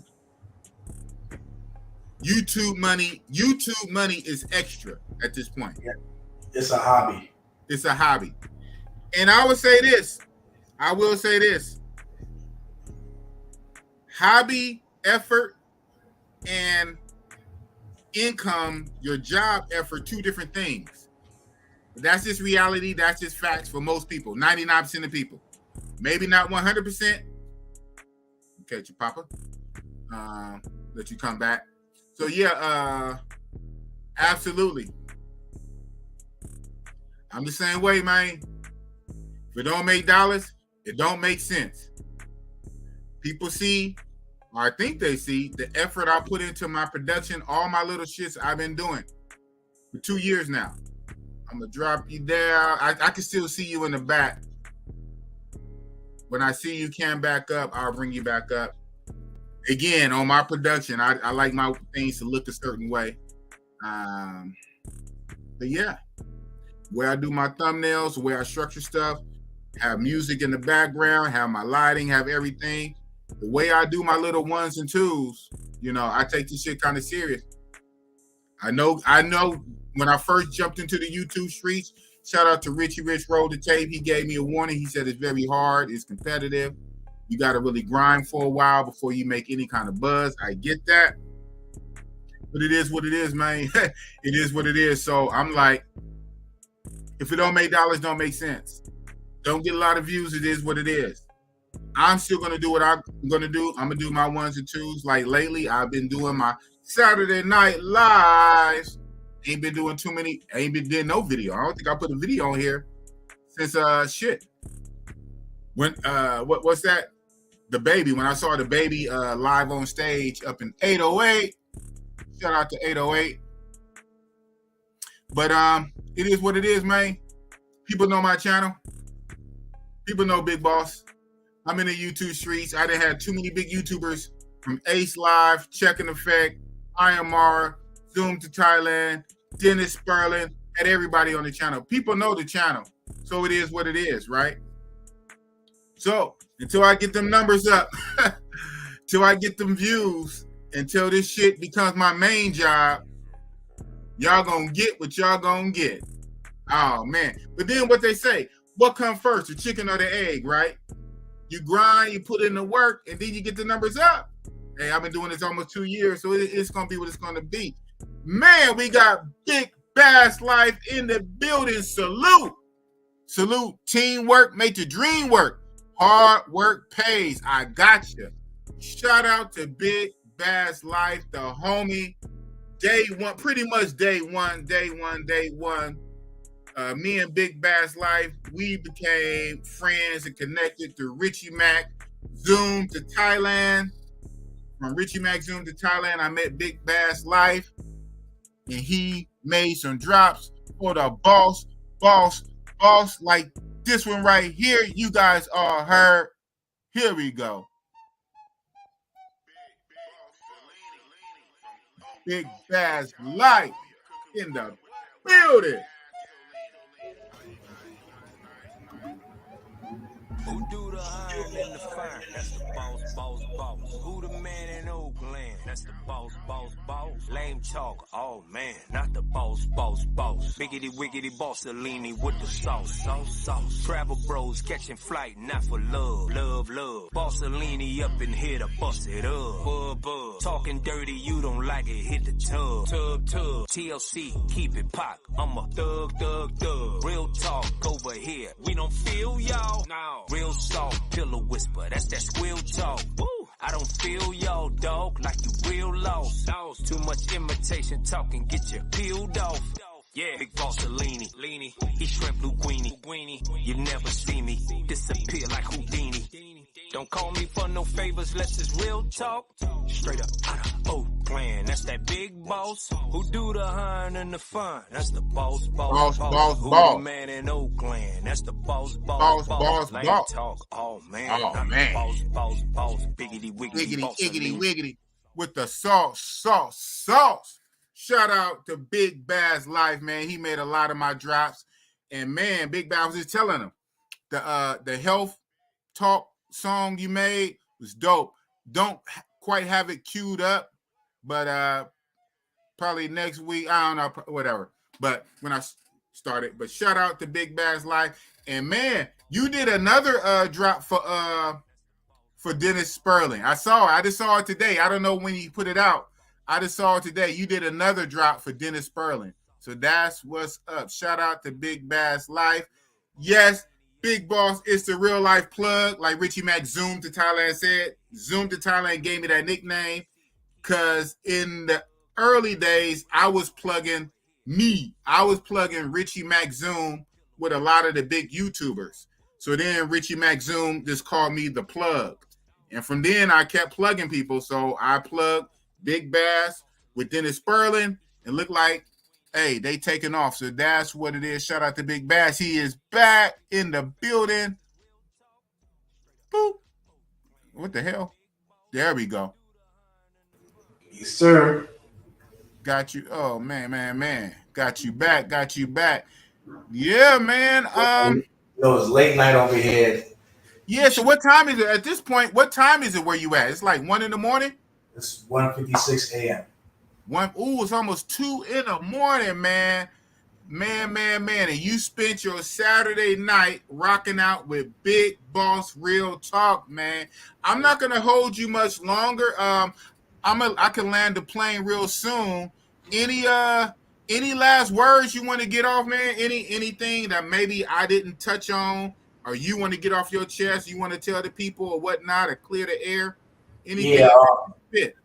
Yeah, I just want to give folks quick chance to ask their last minute questions, hopefully in the form of super chats or cash app. Hopefully. But if not, this is the last 15, 20 minutes or so. So even if they not a super chat, the man graciously said you can ask a free question, if you are between payday or whatnot. But I always say, if it's a question for my main guest, it should be a cash app, super chat, at least $2. But hey, you guys got questions for him? He's ready to take them before I land this plane. And anything I want to ask personally off the air, y'all can hit me up on the emails on the channel. We do consultations. I still to this day do consultations for the Dominican Republic because I've been out there back and forth. Still got my peoples out there. I just plugged somebody up with internet for their home the other day. That's what's up. So anything I need, I got that. But yeah, man, just to touch base on the topic again tonight, another one leaves DR. It was cool for the time being. If I were to go back in time, would I still move to DR? I asked myself that. I probably would go, but I probably wouldn't stay as long. It seems like in a lot of ways, from the expatting and just the vacationing, the Dominican Republic is truly the training wheels.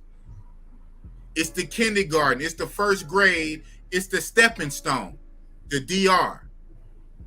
Would you agree? Yeah, 100%.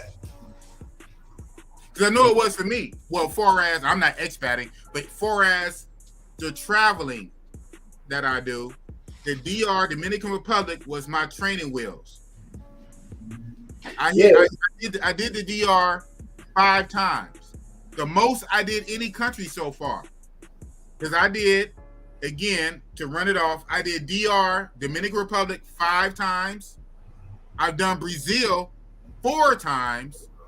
I did Colombia 3, and I just did Thailand another 4. So I got 5, 4, 4, 3.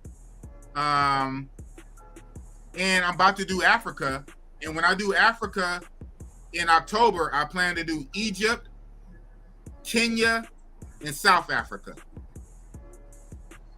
And next year, 2024, I plan to spin the block. And when I spin the block, I got to hit up Brazil again, man. So when I hit up Brazil again, that'll make 5. And even then, it'll be tied with DR, because DR still hold 5, and Brazil will be 5. Then I'm going to have to go again so Brazil can be 6. So, but see, that's how I got to play it while I still work. Somebody asked me what kind of work I do. Most of my people know I am a security officer, not a security guard, because I have a pew, pew, pew.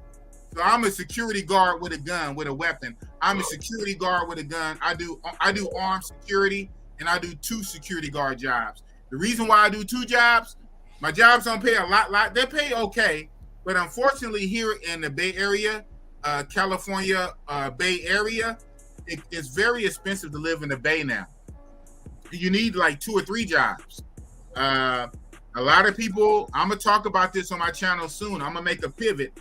I'm going to start talking about the homelessness and the living situation in the Bay Area. It's kind of a crisis.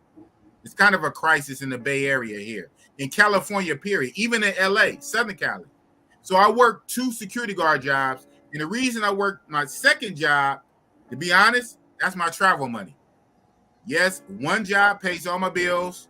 All my bills a little extra with 1 job. But to keep it a buck, I couldn't travel the way I do on 1 job, at least on 1 security guard job. So I work 2 security guard jobs so I can travel. My goal was for the YouTube to kick off and I could be a travel YouTuber. But being I only got 2,000 subscribers after 2 years, 2,000 subscribers, while others got 4, 5, 20, 30,000 subscribers. It is what it is. It's all good. No hate, no salt. It is what it is. But I'm going to do what I do. If you guys want to see more Bossy Boss, if you want more of my videos, more of my crazy personality, more of my creativeness on my thumbnails and my artistic and my music, if you want to see more, if you want to see me interact crazily, you got to subscribe and share. A lot of people know about Bossy Boss because I had too many big YouTubers on my channel. But they come and they watch, and maybe it's my personality and my ego. They don't want to click and subscribe. So it is what it is. I keep doing my security. I'm good. But I do YouTube as I do YouTube because it's basically a hobby. Shout out to you. You say you do security too. Oh, you armed in Haiti. Oh, armed security in Haiti is real. I heard that. Hey, maybe I can do that. I'll be in Haiti and I'll be armed, but shit, I don't know. We'll see what it is. I can't go to Haiti now. You know what though? On some other shit though, that's kind of what I want to do, man. Oh shit, hold on. Well, what? I am my own security when I'm there. Oh, I heard that. I thought you said you owned your own security company. Yeah, you said you your own. I heard that. Shit, that's real. You your own. I'm my own security. I do want to go to Cap IT, man. That place is beautiful, but Haiti need to calm down. Oh man. There was one question somebody asked way in the beginning. Big Mike, he said, "Is Brazil a good place to find a wife compared to DR? There are some of us passport bros who would want long-term relationships overseas." Oh, Big Mike said that. Damn, you good on the chat. I don't even see that. But you just be reading it. Okay. Yeah, reading it. And then Ellery said, "Which city is better, Rio or Sao Paulo?" We spoke about that a little. To me, Sao Paulo is better. Sao Paulo. Okay. Okay. Big Boss Brace again. Even though Brace went out the window. You're saying that as an expat living situation, full-time, long-term, Sao Paulo over Rio. But what if you was there for like a 2-week vacation just to turn up and to kick it and have fun? Would you still say Sao Paulo over Rio de Janeiro? Yes. Wow. Because in Rio, things close super early. Okay. And everything's just like in one spot. Yeah. Right. Man, Brazil is so real. I say. So I want to ask you. Your uncle been there. Have you so far? Have you been to Asia at all? Have you been to Thailand or Philippines? I haven't been to Asia yet. Okay, you haven't been yet. All right. I'm, Do you have any plans on going anytime soon? I I know you said next month you're going to Europe, so you're still not even going to Asia. You're going to Europe. So do you have any plans to go to Asia? I do have plans. Trying to probably sometime next year. But the thing, boss, I'm scared to go to Asia because I'm scared. Like if I go to Asia, any part of Asia, whether it be not Thailand, like maybe like Philippines or Malaysia or Vietnam, whatever, I'm gonna like it too much, and then I'm gonna move out there. You are. I'm gonna tell you. So I can speak on. Everybody is different. Me and you are different. Everybody is different. But I can speak on places because I've been to both places. I've been to Brazil. Not expatting. I've been to Brazil 4 times. I've been to Thailand 4 times. I've been to both places. But the good thing for you, man, is 1A and 1B. It's a coin toss. Those 2 places, man. To me, they blow Colombia out the water. They blow DR out the water. Yeah. But man, Thailand, ay. Thailand and Brazil. Woo. You got to go to Thailand. And most likely when you go to Thailand, oh man, you're going to be looking at Brazil. You're going to look at Thailand. But you know what? It's a coin toss. It literally is a coin toss. It's a coin toss. Certain little things, little tweaks, certain little things will give it an edge. But it's a coin toss. I could tell you right now, the main thing, of course, obviously Brazil. Vavoom, the Brazilian bodies, the Amazon, the workout culture, the big thick thighs, the big butt, the bunda. I've been to both places. So since I've been to both, I can tell you about both. But Thailand, the treatment, the service, the attitude. Oh my God, I love so much black man. Chocolate man, black man. Oh man. And believe it or not, it's rare. It's kind of rare. Believe it or not, you can still find thick Thai chicks. Oh my God. Now that has changed the game. So now, if with everything else and a thick Thai chick, Brazil, but Brazil is still Brazil. Brazil. And it's more of them. It's not like a diamond in the rough, like you gotta find like a rare Pokemon. They're everywhere. But the treatment, oh man, it's Brazil and Thailand is a 1A, 1B. Yeah. So boss, I'm trying to hold myself back because I know if I go, I'm like, yo, I can't move yet to Asia. I think Asia down the line for me in my future plans, if I'm still on this Especially when you're older too. Yeah, I will go live there because for me moving to Asia means I'm rarely going back to the States. Maybe like once every 2 years or once a year. But that's what that trip to Asia would mean for me. But I can't go out to Asia yet. And plus, I just got my residency out here in Brazil. You just got it. Hey, man, congratulations, man. I got my residency. I'm gonna make you. Well, you again show it. You probably got numbers on it and stuff. But yeah, that's really important for me. But I just got my stuff out here in Brazil, man. So I don't have to worry about. Congratulations, man. After 180 days, I can open up a bank account, start working on my Brazilian credit.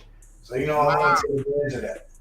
You know what? I have a homie, a day one homie. He's not a YouTuber per se, but he's all in the travel groups. He's an OG dude. He's an older dude, retired from law enforcement here in California. That's all I'm gonna say. He's been working on his Brazilian citizenship for a couple years, and it still ain't went through. He told me not to tell his business, because he had some things on his record. I said, man, you was a cop. You was law enforcement. Yeah, boss, but still. I said, wait a minute. You was law enforcement and you still have blah, blah, blah. So Brazil was kind of strict on some of their requirements coming in on your pass. So you must have a squeaky clean pass. Squeaky clean. Like My FBI background check, because that's what you need. Yeah. My FBI background check. You need an FBI background check. Yeah. My FBI background check is literally just stating this is an FBI background check, and then that's it. Boom. Wow.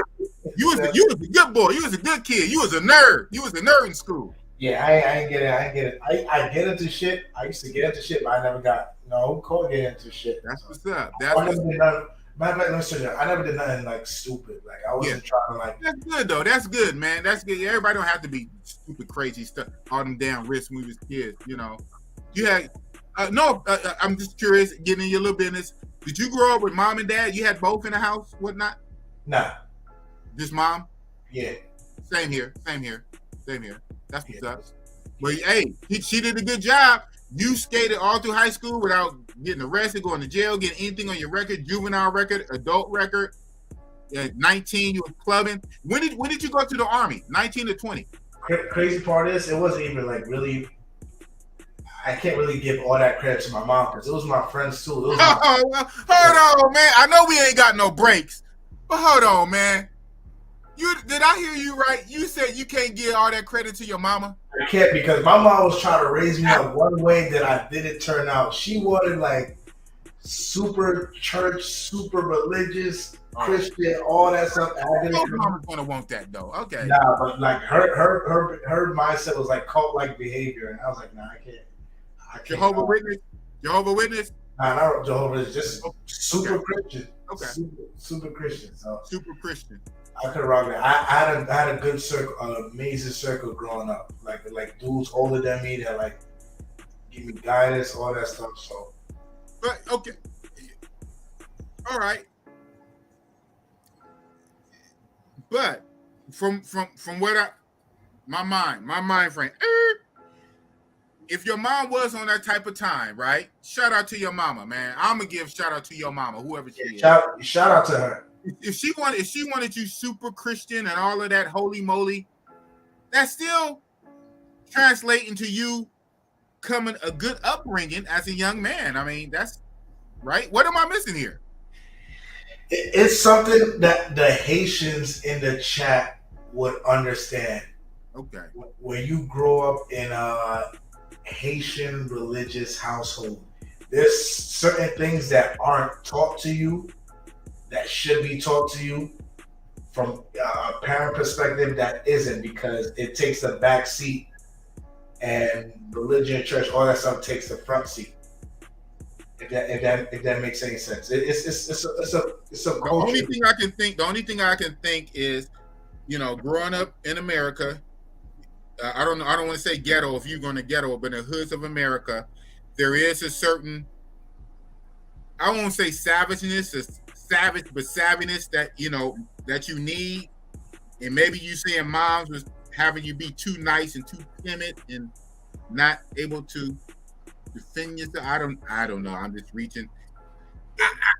I don't. It's like, I'm not so. If you have like some Haitian friends, like maybe like around like probably a little bit younger than you, like Ricky just said in the chat, it's literally like a cultural thing, where it's like, stuff that you probably learned from your mom growing up.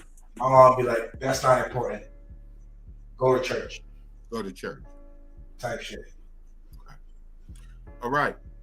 Thank you for filling me in. I still don't get it, but I don't have to get it. We can leave it alone. Regardless, from your mama or the good circle of men you had around you, whatever, you made it. Right. From a kid, teenager, young adult, you made it without getting caught up in the American law enforcement juvenile jail system, going to jail, getting a criminal record. You went to the Army without going to jail and all the pitfalls that can happen to a young black man in America.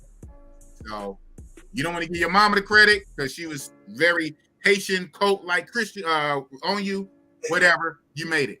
Yeah, it's not, and I'm not making it sound like, I'm not giving her no credit, but like for the way I am now, with like personality-wise and how I like go about life and like treat people, like that credit goes to like somewhere else. Okay, got it. Whatever it was, it worked. It worked. It worked. Definitely. It I worked. gotta give flowers and credit where credit's due. That's what's up. That's what's up. So what age were you when you joined the Army? I was 22. 22. Oh, wow. Kind of latish. I know a lot of guys go right at 18. Yeah, Some right go after high school. You go right after high school now. Me, I tried college out for a little. College wasn't working. Because at the time I was trying to become a state trooper, but man, just like school. What? You trying to become a state trooper? Yeah, I was trying to become a state trooper. That's what's up. Yeah, so then it was either like, yo, you need a college credits or military service. I went to college, didn't get the credits. College wasn't for me.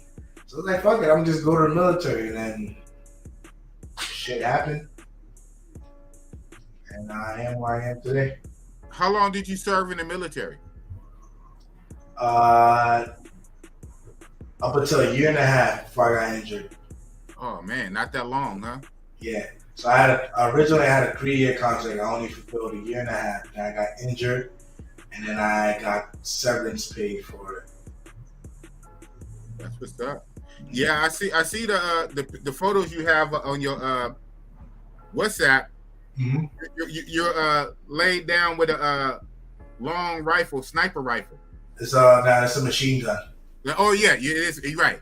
It was an M20 249. M2249. Yeah. My 249 model. That's what's up. That's a dope pick too. You and your army gear, and you lay down with the machine gun, but it's on a tripod, and you lay down. Yeah, that's some real shit, man. Thank you. I appreciate that. That's real. And thank you for your service. And you got injured a year and a half in, but hey, man, they paid.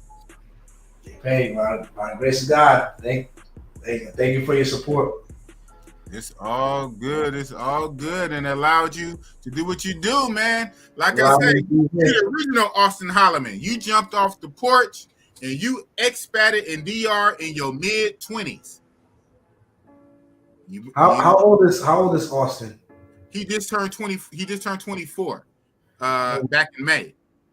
Yeah, I mean, he did it younger than me, so shout out to him. Yeah, he did it younger than you. Yeah, you was like 25, 27. Yeah, he did it. He was 23. He took his first trip. And funny, his whole thing started with Brazil. I had him on my channel early on. I had him on my channel right when he blew up off of TikTok. Mm-hmm. I think one of the first YouTube channels he went on was my guy Richie Rich Roll the Tape. Richie Rich Roll the Tape had him on his channel when Austin didn't even have 100 subscribers. I remember he had like, it was either 83 or 86 subscribers, like 80 something subscribers. After that interview with Richie Rich, he got like 30 subs. He was over like 100 subs. I got him right after that. By the time I got Austin on my channel, by like a few weeks later, Austin had went from like 100 subs to 9K. And so he had like 9,000 subscribers. And I told Austin, I said, man, you're going to get 20K soon. Now Austin is sitting at like 60 something K subs. So he blew up. A lot of that was off of TikTok. His TikTok went viral, right? He was spazzing and talking about, American women, complaining about the American women and comparing them to Brazilian women, talking about how he loved Brazil. And he just really blew up. And he went to Brazil when he was 22. And he just kept going back. He turned 23. And he just turned 24 in May. So that's what's up, man. Brazil is real, man. Brazil is real. It looked like he liked it a little too much. Yeah. And it's not for a young man. I mean, I can imagine. Because when I went to Brazil, I was in my because I turned 50. I turned 50 in Brazil, and that was my third trip. And I went back one more time. So my first time I went to Brazil, I must have been 48, 49. So I can imagine going to Brazil at 23. Oh, man. But, boss, that Brazil ain't no training wheels. DR training. No, Brazil is not training wheels. DR training wheels. I don't even think Colombia training wheels, but Brazil is kind of advanced. Yeah, it's straight motorcycle. And for you to jump off the porch to go to Brazil, oh man. If you could do that. Hey, Austin, you probably should have started in DR size too. Nah. I mean, he did that and survived, and just learn from that, learn from the lessons. So, more power to him. Because now, if you could do that, if you could conquer that, you could go anywhere in the world. Hey, it's like New York, huh? If you can make it in New York, you can make it anywhere. Yeah, I remember that. Shout out to Big Bass Life. I remember that, Big Bass. He said, hey, boss, I was at 600 subs. I know. It seemed like you never was going to hit 1,000. It seemed like you never was going to hit 1,000, Big Bass. I was at 600 subs. In 2 weeks, I jumped to 10K. Damn, boss, give us the sauce. You got the sauce, man. What you talking about? You know what the sauce is. We all know what the sauce is, and I'm about to get on it. I keep talking this bullshit. Boss is about to get on the sauce. You know what the sauce is? Shorts. YouTube Shorts. Shorts will supercharge your channel. Now, YouTube Shorts will give you the subscribers because people now have a TikTok brain. They have a microwave generation brain. They don't got time for 5-minute video. They don't even got time for 3-minute video. So they damn sure ain't got time for 8-minute video. I just do bad shorts now. Short. Short. Shorts would supercharge your channel. Shorts would give you a lot of subs. But sometimes those short subscribers don't come back to watch your long form content though. But they don't. Short started monetizing now, so good thing about that. Right? So I'm about to get on the short gang. So yeah. So man, I'm about to land this plane. I'm glad you was able to come on. This won't be the last time, and definitely on any topic you want to talk about, and you can invite Big Boss on your channel. You can feature Boss on Chapapa TV. Whenever you want, just let me know. Give me some time in advance. Whatever topic you want to talk about, you can invite Big Boss on your channel, man. All right, let's get it, yo. I appreciate the time you have me on your platform. Interact with your subscribers, my subscribers. Shout out to everybody who was here tonight. Shout out to Big Boss. If y'all ain't subscribed already, please go subscribe.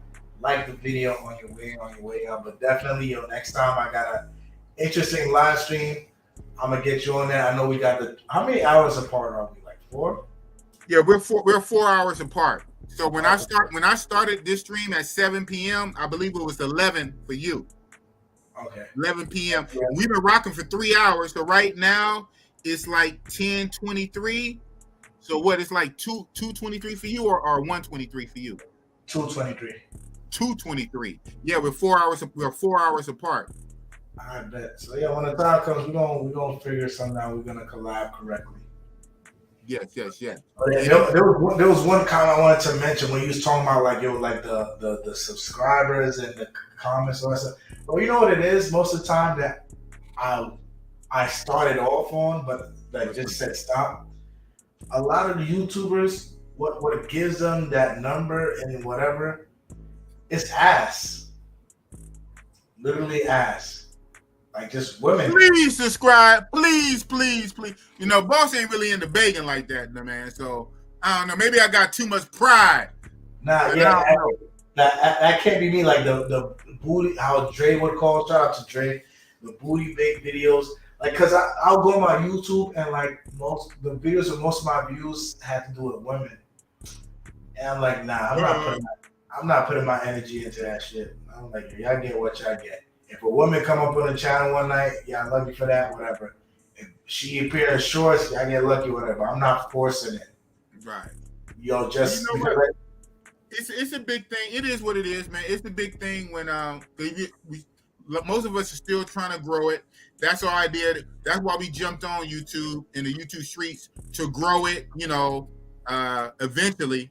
But it's a thing when it's not paying the bills. When YouTube is not paying your bills, When YouTube is more of a hobby, you're doing it out of the love. You're doing it because you want to do it, because you want to give information, you want to teach, inform.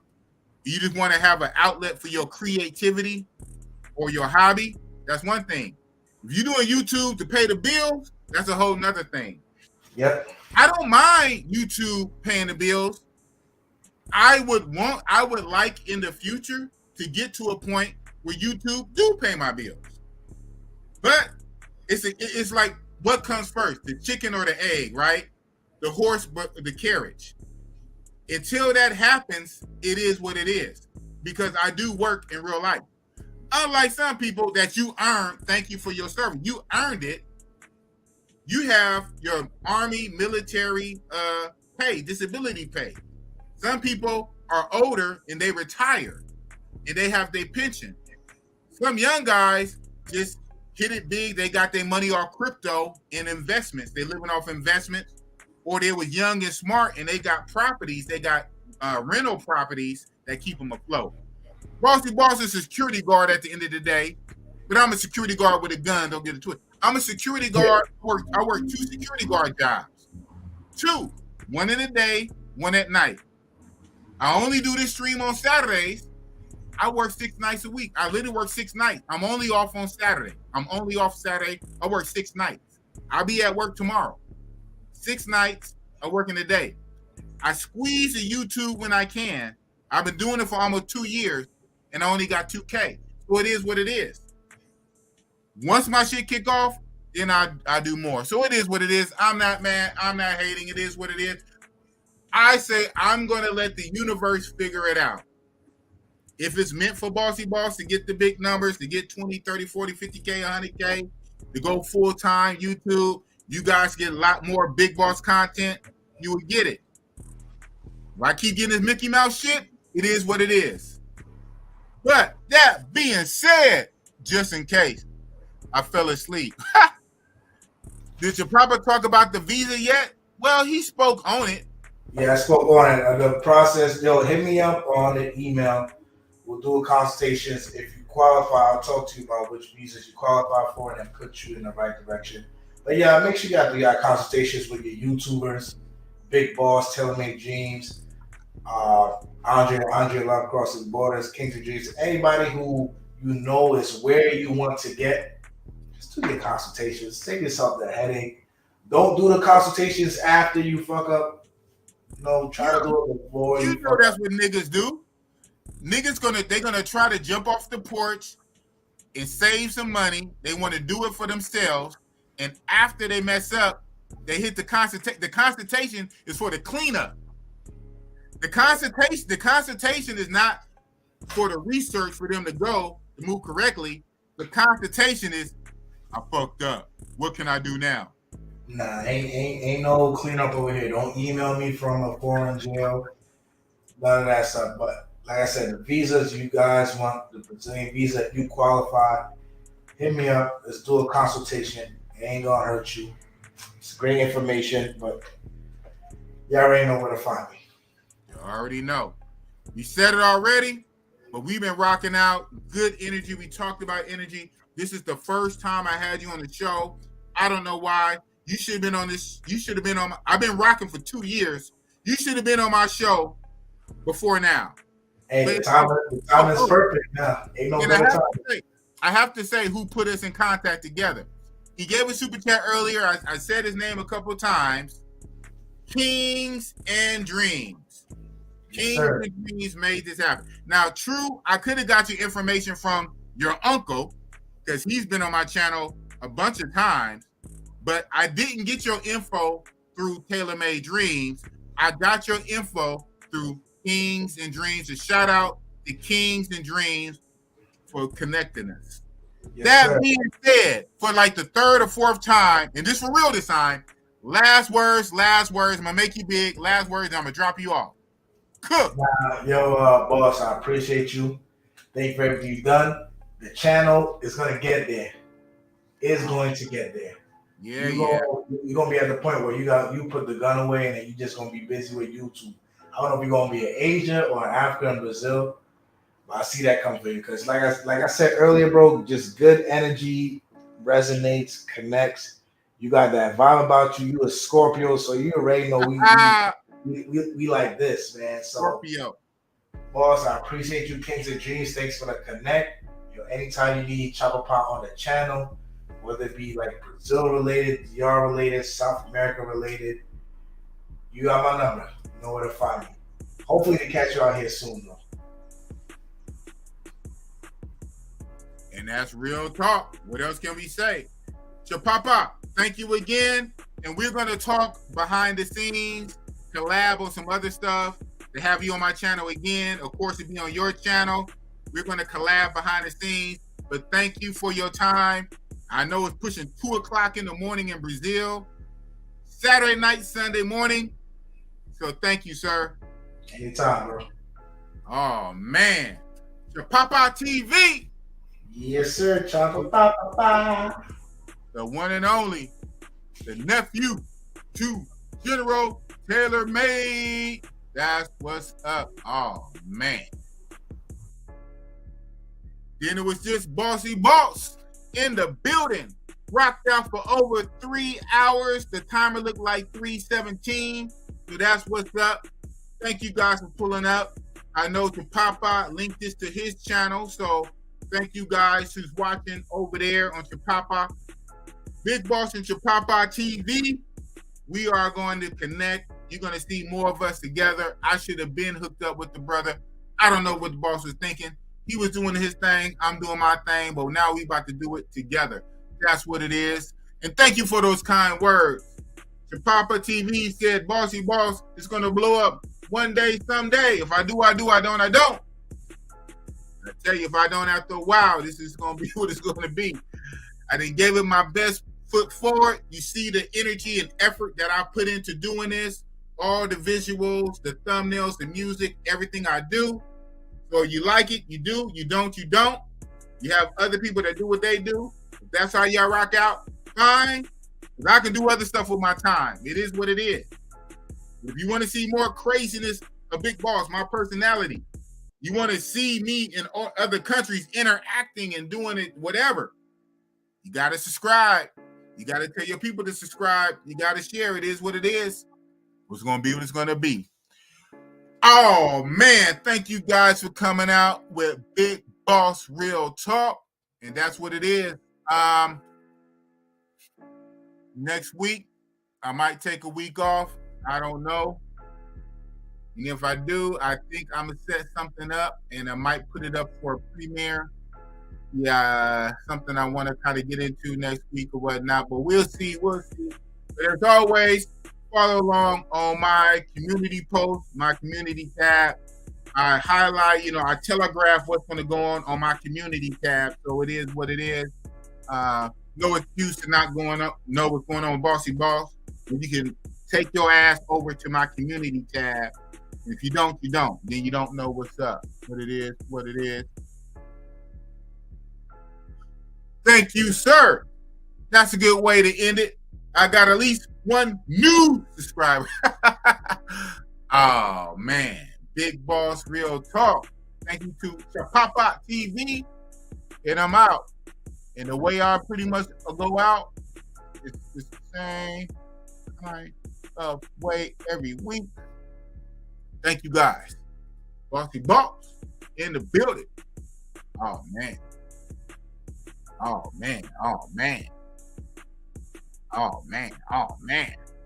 Bossy Boss, y'all. Bossy Boss, y'all. Bossy Boss, and I never take a loss, y'all. Bossy Boss, y'all. Bossy Boss, y'all. Bossy Boss, and I never take a loss. Oh, man.